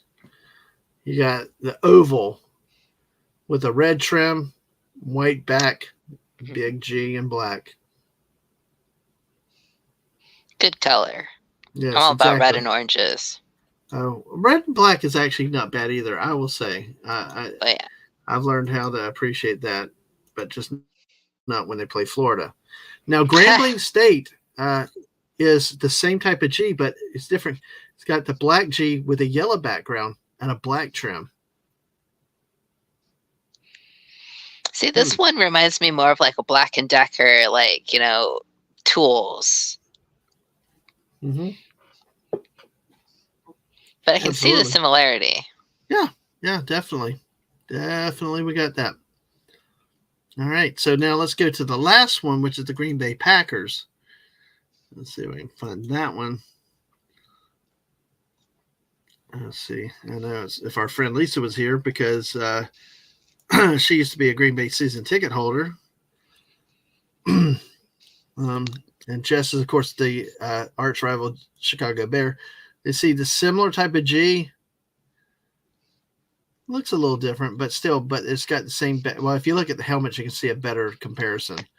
Oh, wait, so go back to the G before this one, because I think these two, this one and the last one, are the most similar.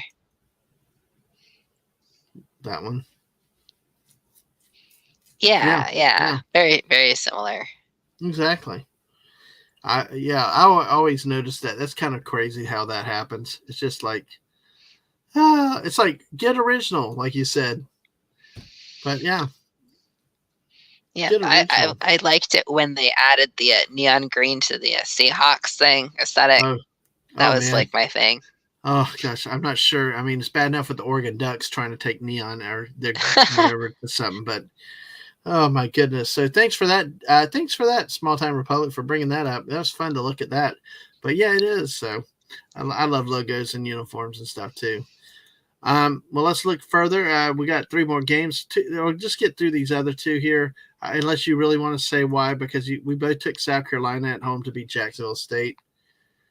All right. Well, no, you can trust me. I had an odd way of doing Okay, it. well, let's talk about the odd way. Tell me No, about the no, odd way. no. No, let's do it. I like the odd ways. Let me tell you about that. Let's hear about the odd way. That's cool. Okay. Oh. Okay, so for this one, the logo kind of reminded me of like a Scottish flag or like a medieval type thing that you would take to battle. Oh, cool. So Okay. hey, that's what I did. Hey, that's not a problem. That's not a problem. Hey, that's good. We like stuff like that. Let me see if I can find that real quick. Let me hold on a second. Let me get back to StreamYard a second. Let me do that. Yeah, let me go over to this real quick. Let's see. Let me see if I can find it real quickly because I'm curious. So South Carolina it look like a battle flag. Yeah, like it's kind of got like its own like stylistic like animal on a backdrop type thing. Oh, I think I have it right here. All right. Is this it right here? Yeah, there you go. It just looks real bad, but I won't swear, but That's okay. But yeah, there you go. I tell you, that's cool. Pick according to the images. That's a good way to do it. We have fun with it around here doing that with the images and logos and stuff. Also, yes, the gamecock. The gamecock is a griffin. That's interesting. So I've heard of griffins before. So yeah, exactly. And if you look at this, it has that look with the wings and the head. It could go in that angle. Your team could suck, but you have the coolest mascot. Well, it's like in Fortnite. Who cares how bad you are as long as you look good. Right? It'll just look good, over and over and over and over and over again. Yep. You're right about that. All right, we got 2 more games, and you take UConn. As they bring it up, and you took UConn in this game. Any reason why UConn over Tennessee at home? Let me think. What was my reasoning for this one? Sorry, a brain fart. What was it? Okay. Oh, okay. So this one I went for it because they both. Well, I had to go for Huskies. So I would have gone for Tennessee because I like orange. I think I established that I'm good with colors like that. Yep. But I went for the Huskies because, they're not my Huskies, but they're somebody's Huskies. Right. Well, so you went with Tennessee. Yep, of course. I gotta go with the SEC team at home. I don't want to. I'd love to see Tennessee get beat, but yeah, I like getting. I still like seeing Rocky Top get sad, but they lost some bad games at home in recent years, but not with this new coaching staff. They've gotten where they don't lose at home to teams they shouldn't, and this should be an easy win. Yes, JT, we know you care about winning Fortnite. I care about winning a Fortnite. The thing though is you got to look good and get the right skins and stuff to die gloriously in the game. With your efforts, someone will always win in the game. So you are a winner in a way. I was in Las Vegas. I was in Las Vegas back in '98. I was in Las Vegas in '98 with Tropicana. It's like Tropicana. I can still hear the elevator. Tropicana. Welcome to Tropicana Hotel, where players win and winners play. Stuck in my head all these years. So, all right, our last game of the night: Auburn Tigers go on the road at Vanderbilt, and you take the Commodores at home.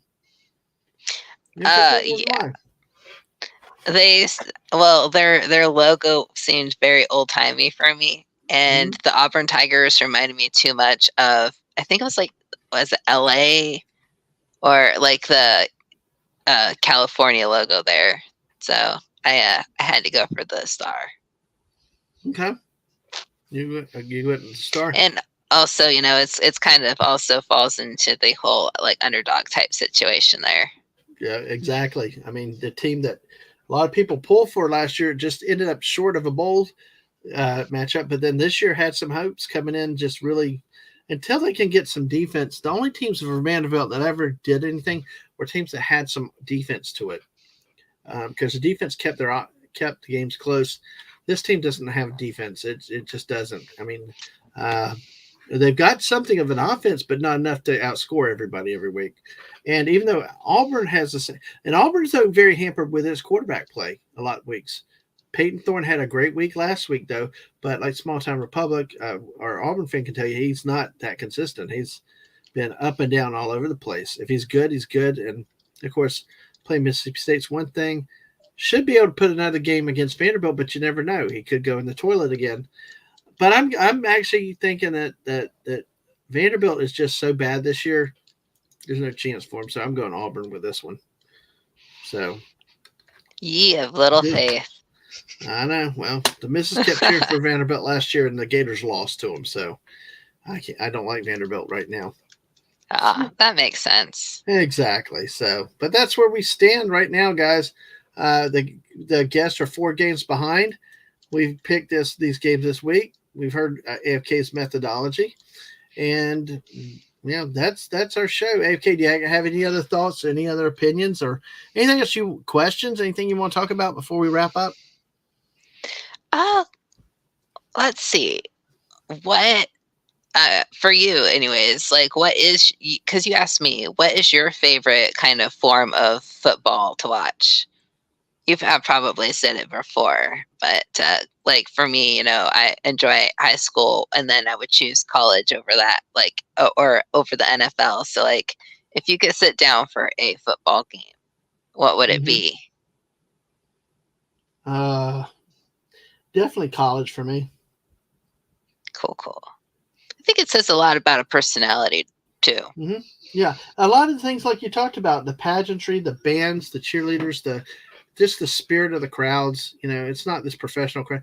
The professional crowds get loud too, but it's a different type of loud. You can go into Rocky Top with 100,000 screaming drunks or LSU Stadium.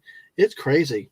It is a madhouse. I mean, and it stays that way the whole time. People were standing the whole game and everything else. So, although Thomas is saying that high school football is boring, it's just like AFK. Oh man, AFK is not Thomas. Boring. AFK is a hot meteor flying through the YouTube stratosphere, and really great to listen to, and great to have on the show too. Okay, you're officially my hype man now. I mean, come on. All right. I got to hype.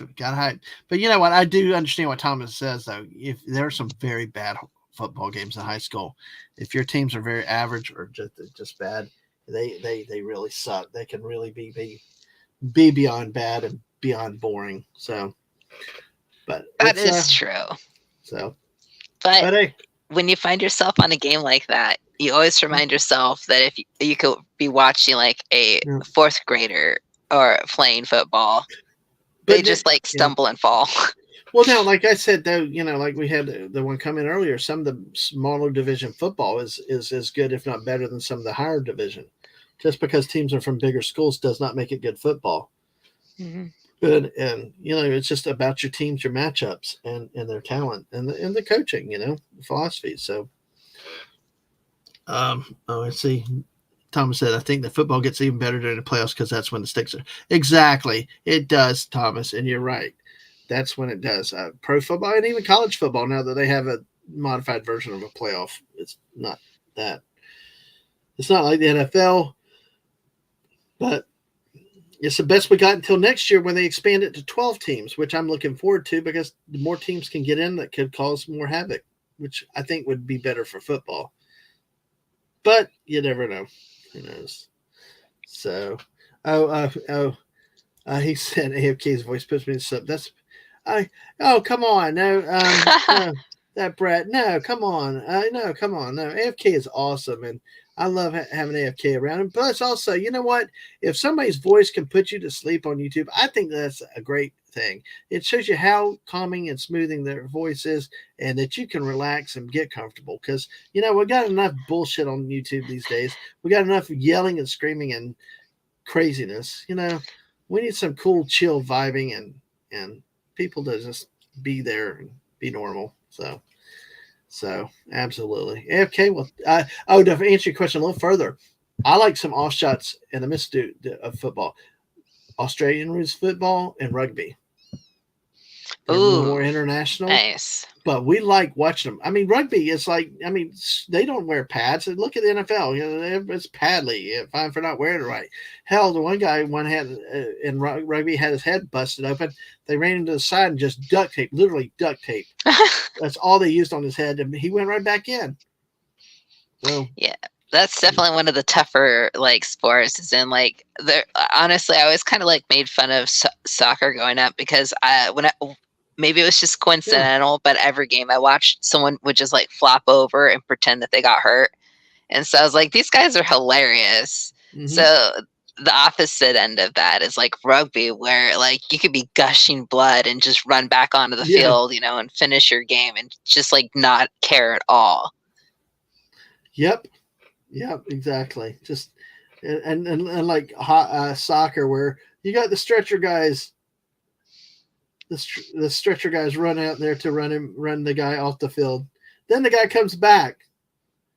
A little later. That's what's so silly with it. But AFK, thank you tonight. I mean, do you have anything else or you want to talk about or questions? Oh gosh, no, I was just gonna thank you for having me on. And yes, Thomas is just being a punk. He's totally cool. Exactly. I am all about Team AFK. AFK is great. Got to get back to streaming a little bit more when you can. You do a great job with it. So, yeah. Thanks. Oh, yeah, Thomas. I know you are. No. I know you are. I'm kind of deadpanning it a little bit. I'm being a little hype guy for AFK tonight too, just for the fun of it. But no, we know you didn't mean offense, and we appreciate you being here, Thomas. Thank you for hanging throughout a whole football stream with us, and thank you for supporting AFK. Thank you for supporting my channel, and appreciate you being here. Absolutely. Woo-hoo. So, JT Kirk says real men don't wear pads because he's a soccer guy. Well, but then again, the soccer guys wear shin pads.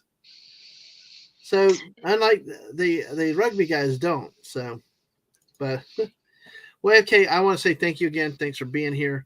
Thank you for your support too as a channel.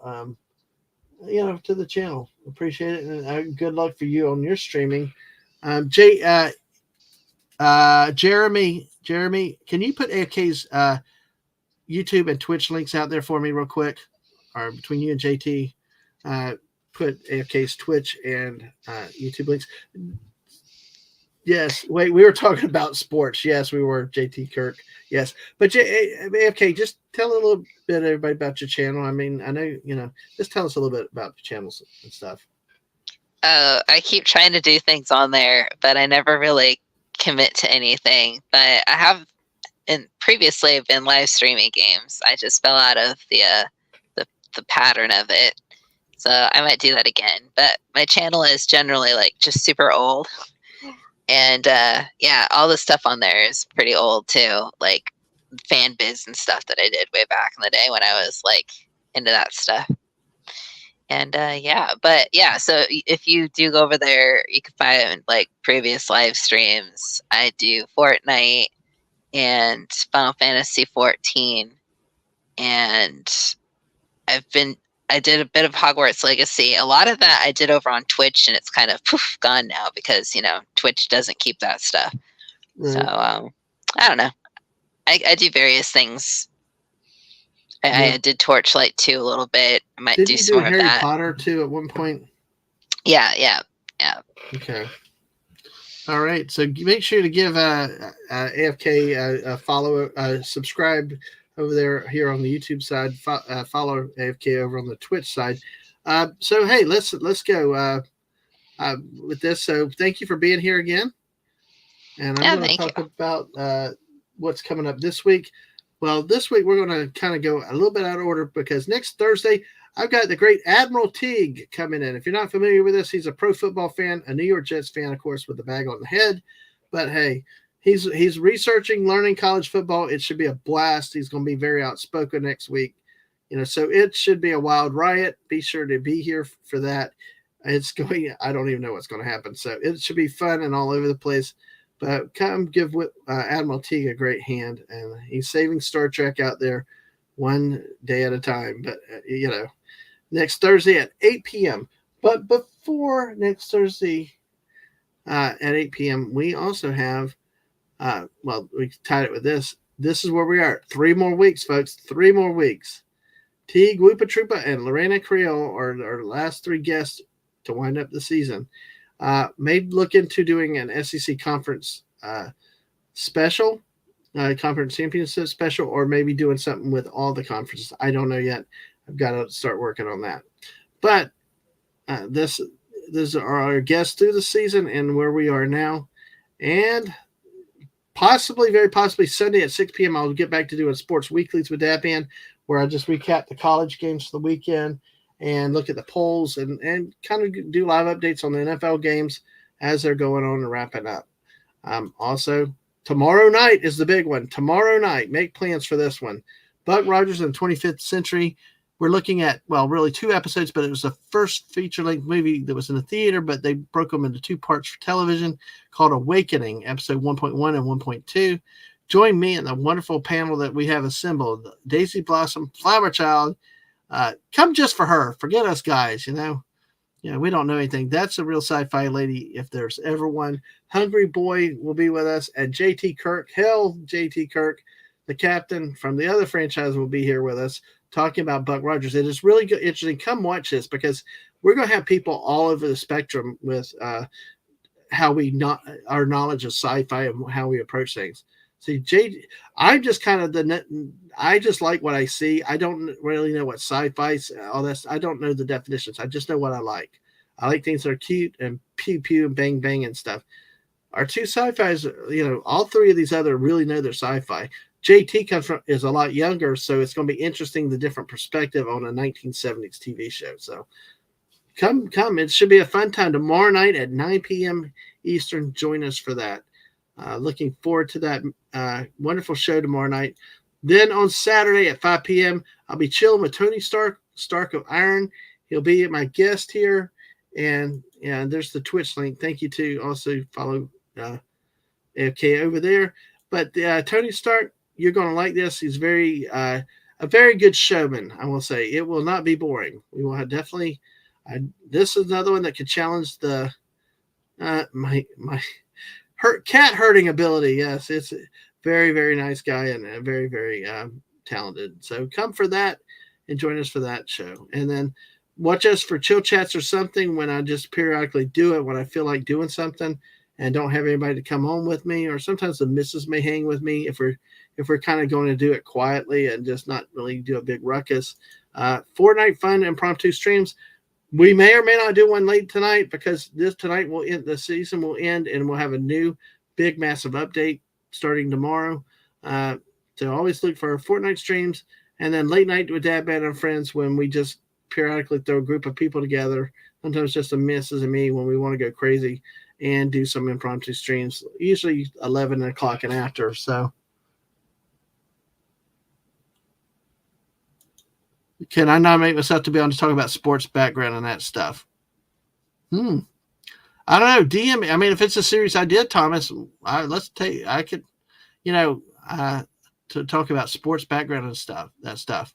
I don't know what you mean about sports background, but I'm always interested in new ideas. So shoot me a message. What you're thinking about? Give me some more details, and anything's possible. So I will say, like I asked AFK, and AFK showed up to a sports stream. I did. Yeah. It's like a full moon. Yes, and we are going to go to 2 hours exactly because we're at 1 minute, 59 and 13 seconds. So in my little quirkisms, I'm not going to stop before 2 hours because I can't stand. I mean, if I'm that close to the next hour, I'm going to get the hour in. You know what I mean? Yeah, not like 158.2. It's like, no, man, nah. No. If we get down this long, we're gonna get that other 30 seconds.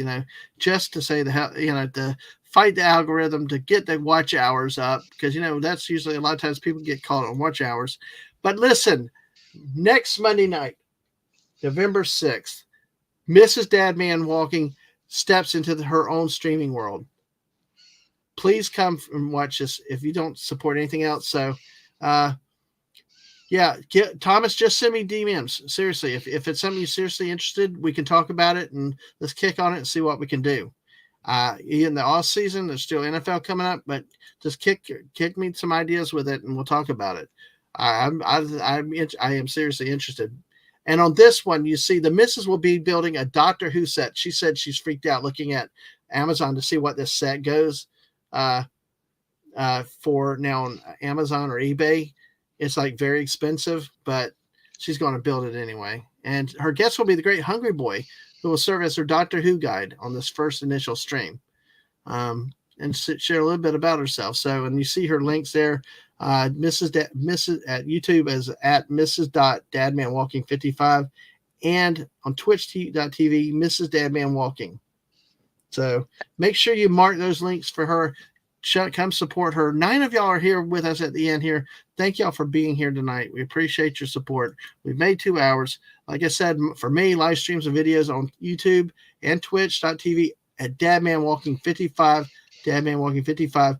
And of course, the streaming schedule on X or Twitter is, find me at DadmanWalking55. Make sure it's DadmanWalking55. I don't know if you heard what happened, AFK. There is somebody out there that's got one letter short and yet uses the avatar.